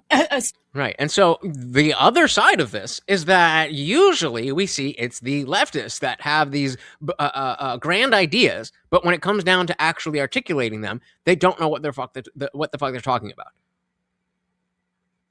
And so being in her position is not as easy as you would think. Because it's a matter of, okay, what do I grab onto that he said to argue with? I don't even know what we're talking about. So how do I do that? Specific thing. So give a situation that you feel and what do you think is in crisis? Like your masculinity right now, are you feeling threatened? And turn the camera around because you have the light behind you instead of in front of you. Yes. What about it? As the price for the results and outcomes, what it produces. But that's what she's asking. What are the results and outcomes of what it produces? That is the question. For example, toxic masculinity produce abortion, divorce, suicide, murder, all different forms of way of physical attachment that comes with the territory of being. Okay, stop there. So great, you've got your idea that toxic masculinity causes all these problems. That's where you need to dig in. Now we established that. Then you have the conversation about it. But something tells me he's gonna keep yapping. Being born in this world in the format that we have basically exists. Now, Okay. each particular So one, toxic masculinity. Yes, toxic masculinity. So basically, something toxic. So we don't know. We have yet to define what masculinity is, but we're hanging our hat on toxic masculinity. What does toxic mean? Has to be a form of a negative decay. Of course, she's not going to ask what. She's like, of course, toxic masculinity is the worst thing ever. That's basically our bodies are afflicted, in which it will end in death. So basically, either we're fortunate enough, we know we're going to grow in old age and just die naturally, but that's still a form of a decay. That's a form of toxic. Remember, the question was, do you feel threatened?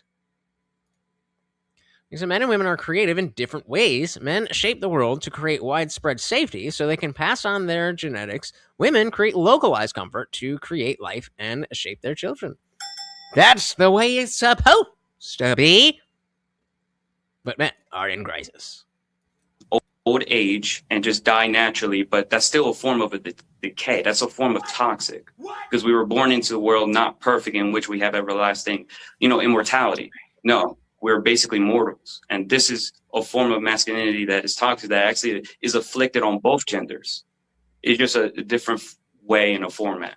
It's just what roles do we as an individual play, but then also acknowledging everything else involved. Okay. And so now Stefan's going to be like, we've been going for, where did we start? We started here. So we started at 16, so we've been going for 5 minutes now. We've been going for 5 straight minutes out of 15, and I don't know what's going on, says the moderator. Well, actually, I disagree. I don't think toxic masculinity is a thing. I don't think that the definition of masculinity excludes that which is being called toxic masculinity. Now, if you're doing toxic masculinity, that's not what masculinity is. Masculinity is inherently not toxic, so anything that is toxic can't be masculinity. Law of identity. I'm sorry to jump in as the moderator. Just give me 2 seconds here, because Gabriel, masculinity is in crisis means you have to define masculinity, you have to define crisis, and show how they overlap. And so far, the fact that we're born into bodies that decay is, I guess, true in a sort of fortune cookie kind of way. Please define, I'm sorry to speak on behalf of Owlish, but define masculinity, define crisis, show how they're overlapped. Because otherwise it's just two people. Well, Owlish is asking questions and you are making abstract statements without much connection to her question. So please just do us a solid. Define masculinity, define crisis, show how they overlap. Yeah, I'd say it's an oxymoron. Yeah. Okay. So now we're going back. Now we're going back to the very beginning. Okay, what is masculinity? Then what is crisis? And how is that masculinity under the category of in crisis? He said the feminists having a penis is toxic masculinity. That's why they want to trans everyone. No bueno. No bueno. Define masculinity, define crisis, show how they overlap. Okay, define masculinity. Masculism is a state of... Masculism? What the fuck is masculism? Is that a word? Masculism. Okay. Masculism or masculinism has two main meanings. An egalitarian advocacy for men's specific social and legal rights, or an anti-feminist ideology. Okay, yeah, gotcha. Okay, masculinism. So I'm not just masculine. I'm pushing for more masculine stuff. So I'd be masculine. Yeah, Jesus Christ. Masculinism is a state of belief. Belief. Masculine is the type of male that we are. Okay, so again, just going on his definitions. Masculine is the type of male we are.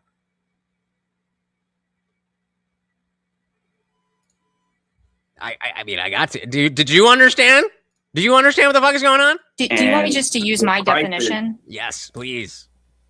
I mean, your definition is more known than the definition that I'm going to be providing, which I have provided in my opening statement, which basically goes in detail. Yeah, but it's not getting us anywhere.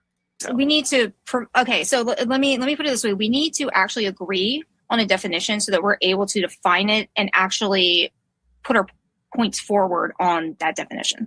So if we can agree upon a very concise definition, we can move forward with kind of whether or not it is in crisis or not. So, right. And so if you're in her position where you see like, oh, I got this, then what she's doing, which I think is, I don't know if it's more of a liberal thing or if it's more of a woman thing. I don't really care. But she's like, well, maybe we.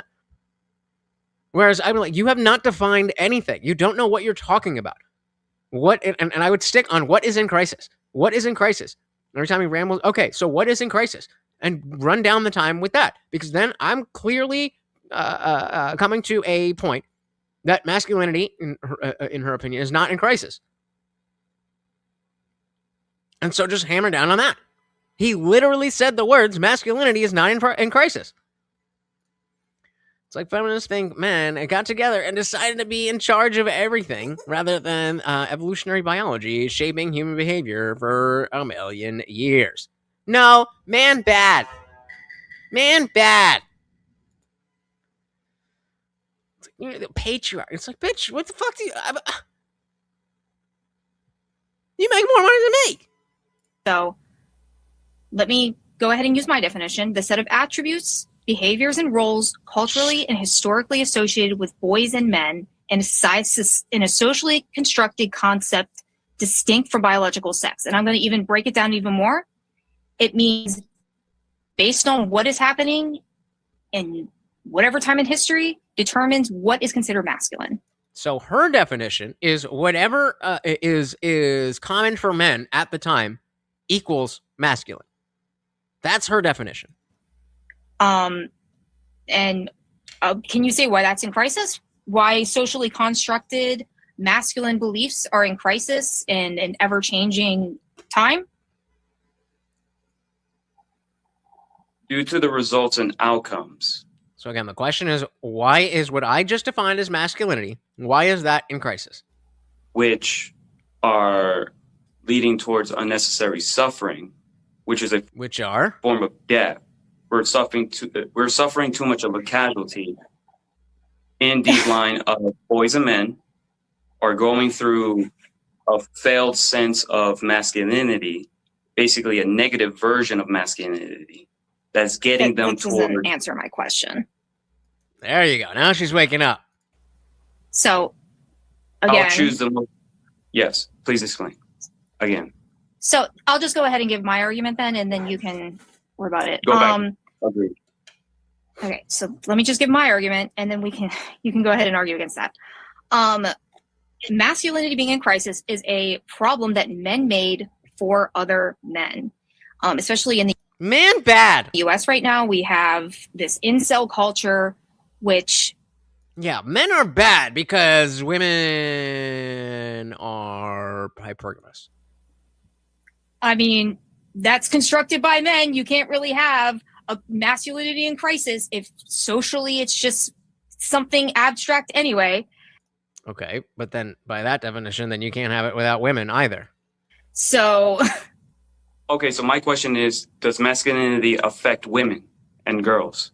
And the answer, of course, is yes, because if we're talking about the behaviors of men, then that's their big fear, is that, oh, man bad, and man do this, and man do that, and man do that.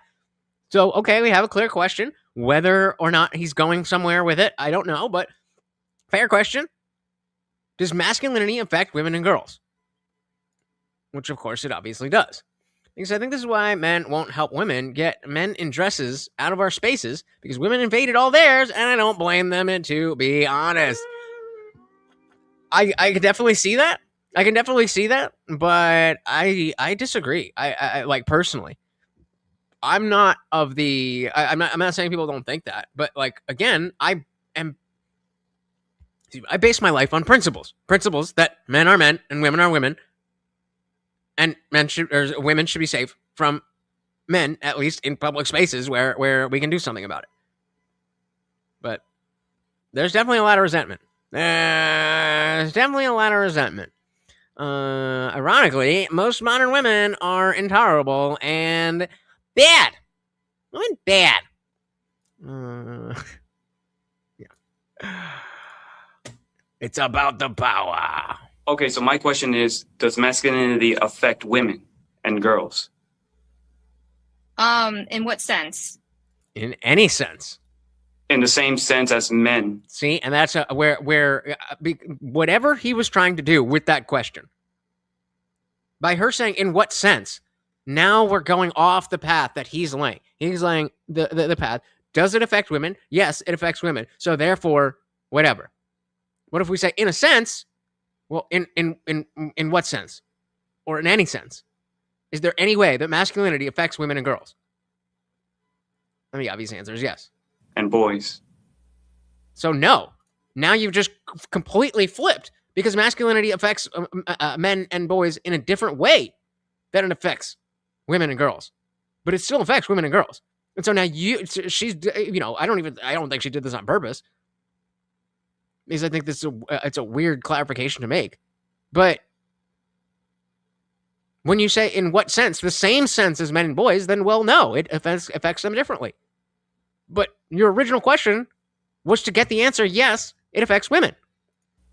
In the same sense as men and boys? I don't know. Like I said, it's a socially constructed. And there she's not even going to say, no, of course not. Thing. You would have to kind of explain to me how a socially constructed thing can be in crisis. Because especially since... So again, she's saying masculinity isn't a real thing. And so you then have to define, go back to her definition. Well, what do you mean? If you just defined it as this, does that exist or does that not exist? Construct. Okay, socially right. construct. So let me give you an example. And this is an example I used during my opening statement. In Thailand, there's a completely different construct of what gender norms are, right? So you have men who act very feminine, and that's considered masculine, right? Is that true? Is that considered masculine, or is that just socially acceptable? Those are two very different things. To them it is. Or if I even go back in history. And again, so you saw him react like, wait, alarm bells are going off. I don't know if that's right. Masculine, right? To them it is. Or if I... What were you going to say? Say it. Say it. She's running you right now, bro. Even go back in history.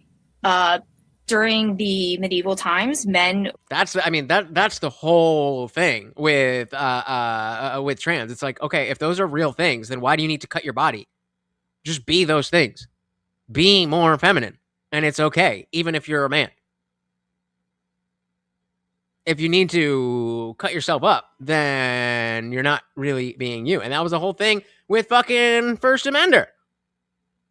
When Olivia was saying, I went through all this and I feel more of myself. You are literally not more of yourself. How can that be? I don't know. Or if I even go back in history, during the medieval times, men were very, very concerned about fashion. They wanted to be in high fashion, which is not considered something masculine in modern times. And so I'd say it maybe not heavily associated with men, but look at who is Ralph Lauren, who is Tommy Hilfiger, who is Louis Vuitton. Like, what do you mean? Maybe not women's fashion, but men's fashion is absolutely a thing. And so then the question is, well, is fashion in and of itself masculine or not? Or are we talking about a layer back where it's not about the specific things, it's about your attitude towards that? Not feeling like, oh, I like fashion, but I don't want anybody to know. I don't want anybody to know. Or like, yeah, I'm into fashion. I do this, I do that, I do that. That's the difference in the masculine aspect. As she said earlier, men do different things. So what? Okay, so the high fashion thing is... So high fashion in that type of civilization, according to those men that behave in that manner, especially their activities, tragically, they're wrong in a sense of a form of a way that they may have done it overly too much. I mean, there's a certain level. They're right. She brought up a different country and a different time, and was talking about how what was defined as masculinity is different then. And he says they're wrong. That wasn't masculine. Okay. Then what is masculine? This is just basic logic. It's just basic logic. Being able to put one foot in front of the other mentally. I'm not asking you whether or not you liked it. I'm asking you whether or not it was in crisis, or like what makes it a crisis. Like, were they in a crisis when they were dressing in whatever medieval attire or, you know, postmodern attire? So they're starting. So there, I'd be like, I don't know. As you mentioned, masculinity is different than in different places and periods of time. So I don't know about that. But right now, masculinity absolutely is in crisis. Modern attire. There are certain things that are off limits to men due to situational circumstances that it could veer off into destructive outcomes. What do you mean? Well, first of all, high fashion. When you focus too much on high fashion, it becomes right. So now he's hyper focusing and he's thinking about what he thinks of masculinity. And she's bringing, well, high fashion used to be in medieval times a very masculine thing. And Gabriel's saying, well, I think that that's not masculine. So they were wrong. What do you mean? They were wrong about what? Your world to the point that you neglect your masculinity. Therefore, the neglect of this was masculinity masculine. This was masculine. Well, according to them, in their terms of belief, which supposedly comes from masculism. Oh, buy one! But what happened when that masculism is actually wrong? The money doesn't that instead of force, they should have been being persuaded with the actual truth that we are designed this particular way and not that particular way. So he's using the presentism bias. As I said, he's looking back and saying this is what masculinity should be, and so that wasn't. This is what masculinity should be for us today here, and so their version of masculinity was just wrong. Even if she is, it doesn't matter, because we're just going based on how we would proceed through this. And so if she's going to bring that way, and if you're not going to fight that, then the way that you have to say that is that it's masculinity is just different. And like I said, I don't know about that masculinity, but the masculinity we have today, which according to you can change, is in crisis. What was a masculine thing? It was a status thing. Nicer clothes were a higher status symbol. Yep. Okay, so you're saying that actually, I don't really understand what you're saying. So I do, but only because we're going statement by statement. I'm not really getting a straight answer out of you right now. So are we? Okay, I'm gonna go ahead and amateur hour. And so when you see that you're, so what you're saying is, when you see that your opponent is floundering, then you just hammer home on your own point. She's trying too hard to understand what he's saying instead of just picking at little words that he says, because he's saying a lot, and making her argument that that's not masculinity or that's not crisis or whatever the argument is. We're all masculine on stolen land.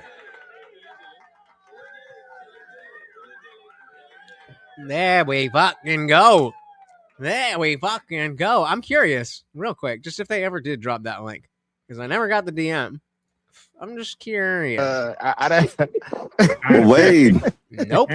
Well, Wade's Native American, and we see how it turned out with them playing it safe and trying to get. I tried, boys. I tried. Don't blame me.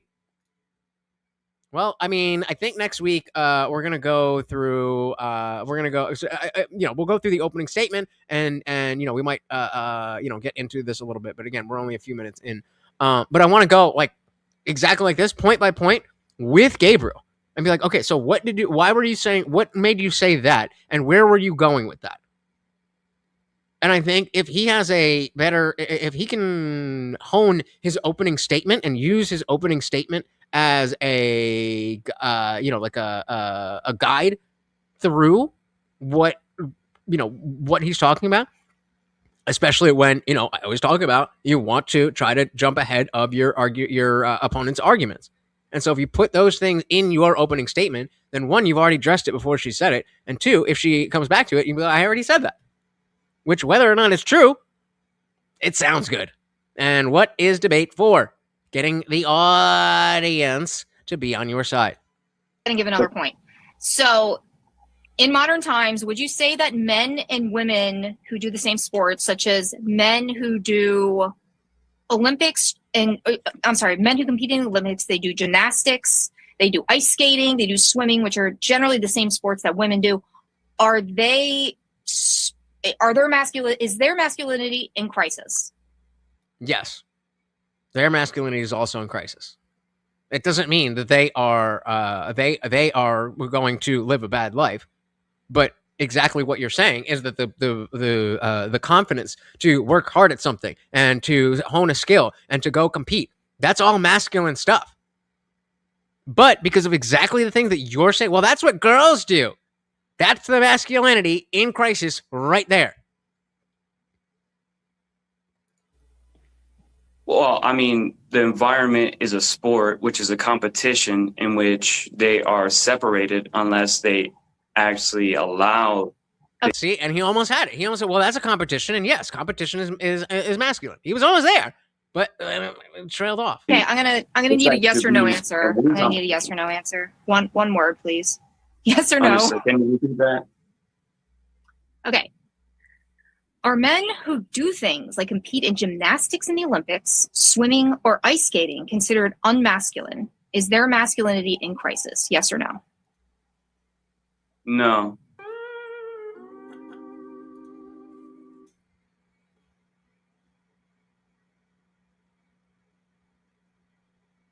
What do you mean? She's lesplaining. Ah. No. Okay. So their masculinity is not in crisis, even though they compete in the same. Because why? It's a sport. The environment is different. It's a competition. So again, he's almost there where he's saying that's true too. But again, irrelevant to what we're actually talking about. And when she brings that up, when men who do things that are typically for that women typically do, especially if you bring in the elite, like maybe some schmuck who just likes rolling around is not very masculine, and because of that, because it's not seen as masculine as you said, it changes. And so even though he's competing, he's doing a sport, he's all those things, he's being seen as less masculine. That sounds like a crisis. That's a different environment. Okay, so it's a different environment. So you feel like they're masculine, even though they're engaging in what many would describe as unmasculine behavior, right? So and again, I jump in and say many would, but I would disagree with them that it is not masculine. Society kind of moved in such a way that men competing in ice skating, for example, is now considered a masculine sport, whereas previously in early America, it perhaps wasn't.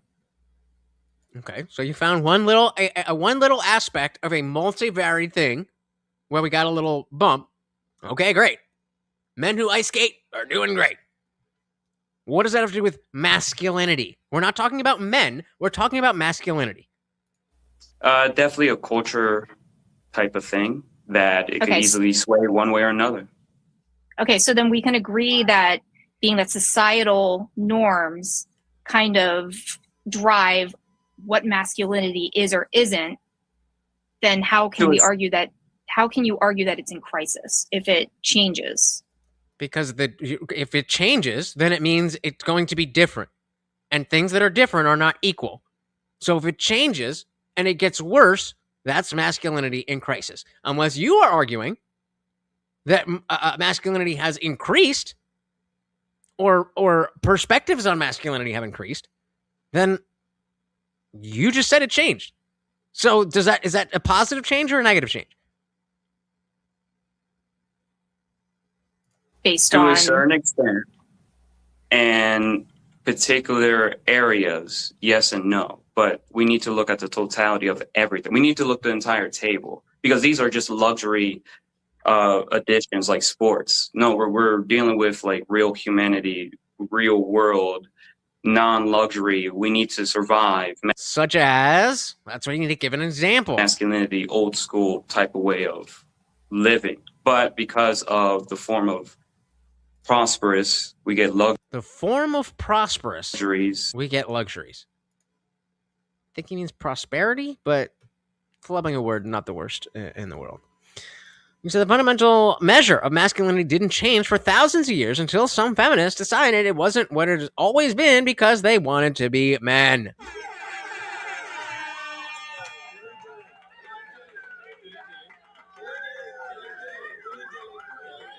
Spot on.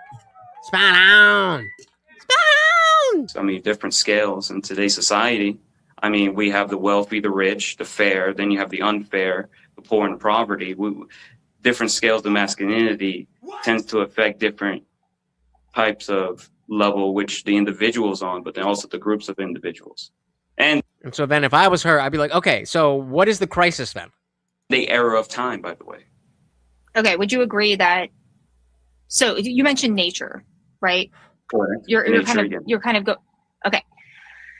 So would you agree that in nature, men or male and female have different roles, such as male penguins protect the eggs, male birds are the most colorful and must be the most attractive, and female hyenas will adapt. And lionesses do all the hunting. They don't have the same standard. So they're made for those environments. We're different creatures comparing to them, and they have their specific design for whatever they are behaving in. So not a bad answer, but in given the depths that you're in, you have to say, well, you're saying masculinity is different for different times and different periods. I would assume that masculinity is different for different species. So I didn't know that we were talking about lion masculinity. I'm talking about human masculinity. With their environment. Right, but we're animals, aren't we? Yes, but a different scale. So again, he's there. He's thinking all the right things. Yes, but a different scale. What does that mean? Yes, but it's a different thing than what we're talking about in this conversation. Human masculinity is going to be different than other animals. I don't know what different scale means. Basically, all the examples that you gave of those different creatures, they behave those types of ways because that's what they were designed for, that environment. We're different as humans, as male and female. You're gonna have to define different, because we're all biologically animals. We're all mammals. So then I could say, okay, so you just brought up lionesses, right? So masculinity in lions is going to be different than masculinity in humans, correct? So would you rather talk about lion masculinity, or would you rather talk about human masculinity? You gotta drive the conversation, and giving those false choices like that. Well, very obviously she's going to say human, and now we're doing what I want to do. Lionesses hunt because they are a group, but it is males who protect the territory. Women garden in groups, but men guard the gardens. This broad is dumb. Nope. Correct, but how are we designed is also how we behave, but especially how far do our attributes really relate towards each other?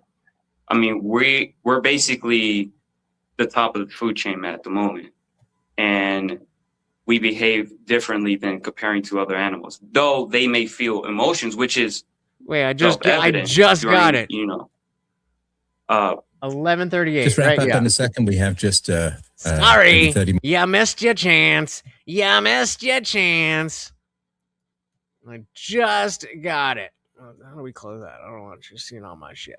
But we just got it, and I was like, did I miss this? Because I was like, 11:38. Too late. Sorry, pal. Be on your game next time. And Wicked's fucking tagging me. Yeah, we're doing other shit. What time did I send that? 10:44. Yeah. About an hour too late. Just wrap up in a second. We have just maybe 30 more seconds if you could finish up. Agreed. I'll just keep it simple. Every environment and the creatures are designed for those environments, and especially our interactions basically reflect. So let me just reply real quick. So it seems, and let me just conclude. So it seems as if that masculinity itself can't be in crisis because it's driven by biological and environment. So it can't be in crisis if like it's driven by whatever environment you're in, right? But wait, it looks like. So I guess the conclusion is that masculinity is not in crisis. Technically, And, the opposite can be true, and it is true, and it's proven to be true because the outcome and the results literally defines masculinity is literally suffering right now because we don't even know what type of masculinity that we even should side on. Toxic, gentle, physical, like it's self-evident to the point that even what I just said in the beginning of everything what I have announced displays that. All right, so let's wind up there, and I suppose I have a couple of questions for both participants. And Aulish, you said that masculinity is a set of attributes associated with men that's distinct from biological sex. Would you say that there are attributes of masculinity that are wound into biological sex, or? Yeah, I think that's another thing that I love about TikTok is that you get, as I always talk about, you get a lot of normal people. Whereas on YouTube, you're only seeing established channels more often than not. And I know that you guys think that Shorts is, it's just the same thing. No, Shorts is like Reels. TikTok is where people actually talk to an audience.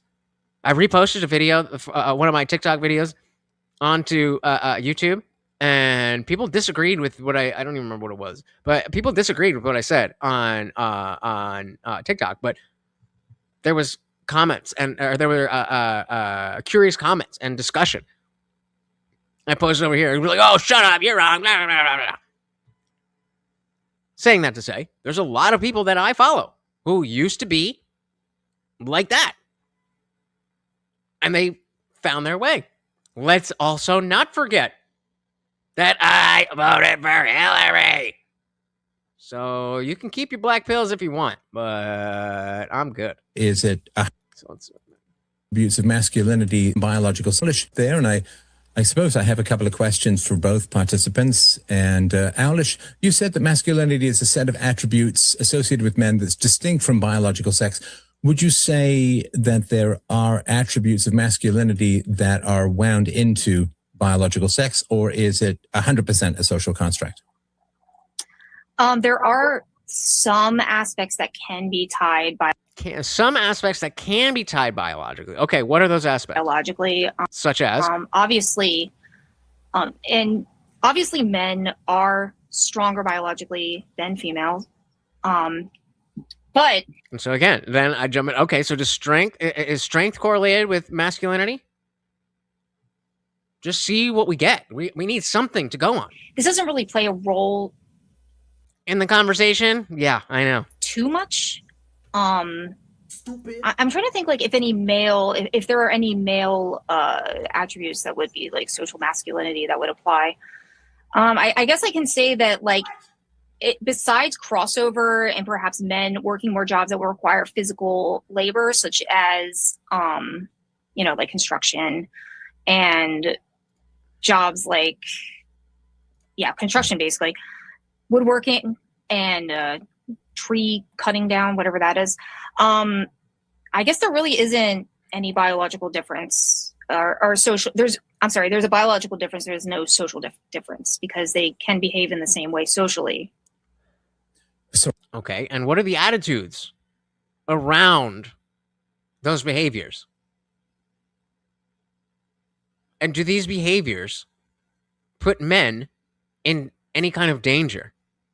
Is there any statistic that we can look at men in general, not a man, but men, and see that men are not doing as well as they once were?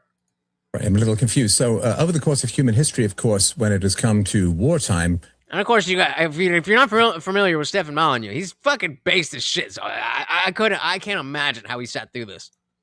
In general, it has been through pretty much all cultures, men who fight the wars and so on. Would you say that that would have an effect on masculine tendencies? No, because fighting a war doesn't necessarily mean that you're more masculine. There is no real connection between masculinity and war, as far as I know. Sure there is. Yeah, because in general, wars are fought by men. Duh. That doesn't make it masculine. That's just what... No, if it's only men who do it, that makes, by definition, that would be in the realm of masculinity. See, he's like, Gabriel, come on!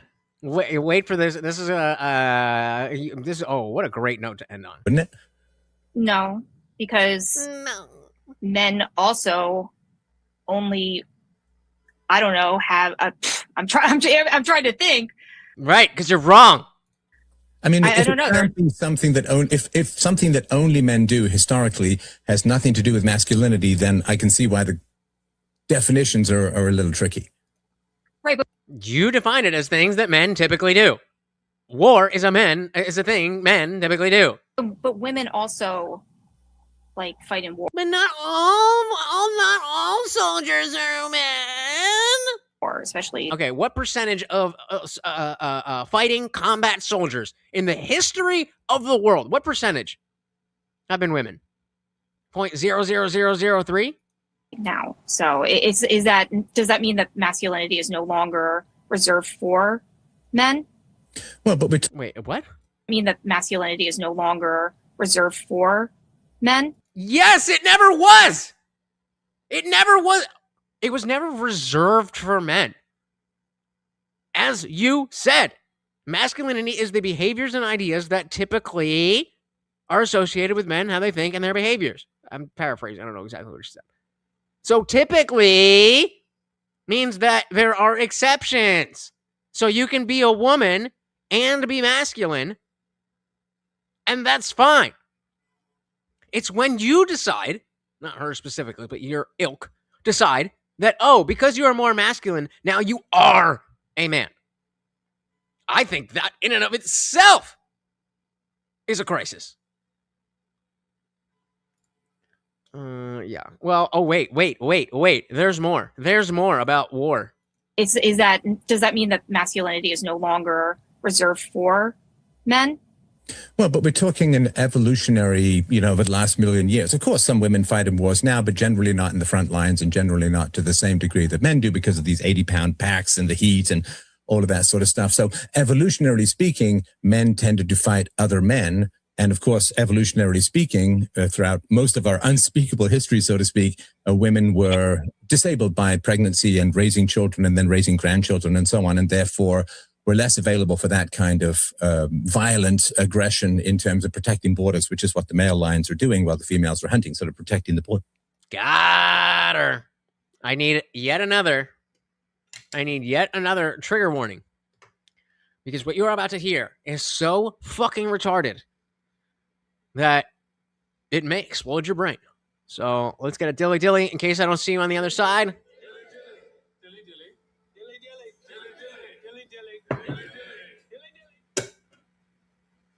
Comes in clutch with the the lions are actually still protecting and all of that stuff. 0 female Navy SEALs, despite them being allowed to try for years. In terms of protecting borders, which is what the male lions are doing while the females are hunting, sort of protecting the borders. So sorry, go ahead. Would you also say that men are more emotionally volatile since they are the ones that start all the wars? Well, that's why we have wars, because men get in their emotions. It has nothing to do with global logistics. It's emotions. If you just were nicer, or if you weren't so aggressive, then we can solve the Middle East. Like, and where's Gabriel being like, are you fucking kidding me? You say that men are more emotionally volatile since they are the ones that start all the wars? Since they put themselves in that situation. Start all the wars. Right. So if men are more emotionally volatile, they're the ones that are causing the conflict. The picture that you have to have in your head to think that the action of fighting in combat in a war is an emotional thing. I mean, I can't think of a better example of something that needs to be emotionless.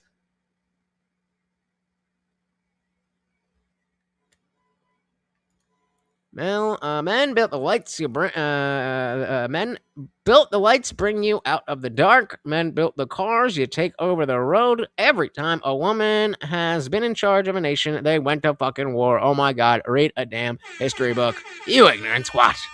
Don't worry.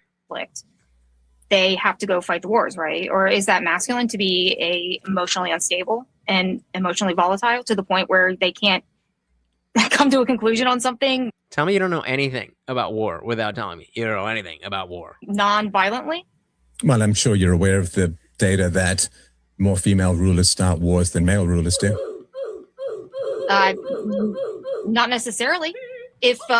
No, not necessarily. Meaning, no, I'm not familiar with that, but I'm going to try to spin some bullshit to make me kind of sound right and probably move the goalpost while I'm doing it. If there's one female and one male and the woman wants to compromise, but the male doesn't. What does that have to do with war? In that situation? Could you give me an example? I mean, people can look that up on the fly, but there's tons of examples. I mean, Elizabeth I in Elizabethan England was quite aggressive in many ways. So and even if we say, okay, men are more aggressive and more volatile, that would be something because the men who were more pacifist would tend to get taken over by men who were more volatile, and therefore male volatility and aggression and so on would have to increase in order for their genes of the local tribe to survive. And it would seem to me that that would have an effect long-term on masculinity. And so notice the difference in the way that Molyneux is talking about, is tying together different ideas, but the story that is being told, it has a beginning and has a point and it has a finish. You have to craft the narrative. To survive, and it would seem to me that that would have an effect long-term on masculinity in terms of just needing that level of direct size and strength and aggression to survive the inevitable predations of, you can say, other men, but, you know, it's still a sort of fact of life that men in general need to be larger, physically stronger, more aggressive. Well, not if they weren't so emotionally unstable. And with a greater capacity for violence, evolutionarily speaking. Of course, morally, we want that to be different in the present, and I completely agree with that. We want it to be different. But it just seems to me, if you believe in evolution, I think that you do, and of course, tell me if you don't. Yes. But if you were to believe in evolution, I mean, what did you think she was going to believe? You would say that these very different pressures on evolution in terms of women in general taking care of babies and toddlers and young children, and men, the hunting and fighting and battling and scouting and being invaded and invading others and so on for the scarce resources that characterized most of our evolution. I think those two pressures would produce some differences. And so again, notice he's been fucking talking for a while, but are you confused at what he's saying? In, general brain structure and personality interests. And of course, there's a wide variety of male and female characteristics. I'm just talking, because zoom out sort of in the main, wouldn't you think that these sort of two evolutionary pressures to nurture and to care for versus to fight and sometimes kill, that would produce some generally different characteristics over 1 million plus years? Right. And so that's what I was saying before about, okay, if it changes, then we're invoking things being better or being worse. But Gabriel never got there. So I did talk to him likely next week. I do want to go. I purposely skipped his opening statement because I think that's where most of the help can be made. But I think it'll be a workshop for you guys as well, because I try to do my best when we're breaking them down. but there's only so much I can say while we're watching the debate.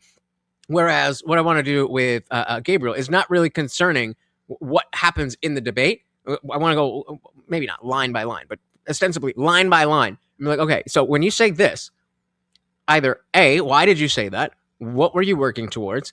Could you have said this more simply? Whatever the case may be, and work through that way. And then I would try to replicate her position, and we could do a little mock debate and see how that works out, where I'll be playing devil's advocate. I got to put something on the screen that says devil's advocate because I don't want somebody clipping me like, oh, he's a fucking feminist. But yeah. Yep. Fucking commies. And so what did we go through? We saw the fucking invasion. In Spain. We saw what they believed. We saw what they are looking for. We know, again, that as much as you want to blame the individuals that are there, even if they know that they're doing something incorrect, we go all the way back to the, stealing a loaf of bread to feed your family. This falls under that, at least in their perspective. And so the question then is, who is causing this? Who is giving these people, sometimes kids, 15, 16, 20, 21, who is giving them these ideas that you just bum rush another country and you're going to find a life? Remember, ChatGPT said the average, not the low, the average IQ in Morocco is 74. So getting mad at people for being stupid does nothing. Getting mad at people who are abusing stupid people to make our lives worse is what we should be doing. I would say let's shout out all of the donations, but not a single super chat except for, of course, equality and deference because of vagina. Thank you so very, very much for hanging out, guys. I know that you guys could be doing anything else in the world, and yet here you are hanging out with me and the Overlord, and it means so very, very much to us. Once again, guys, this is Morty, and I have been your host, Lutch, aka the Indian Jesus, here to resurrect the second coming of common sense. Until next time, guys, we are out of here.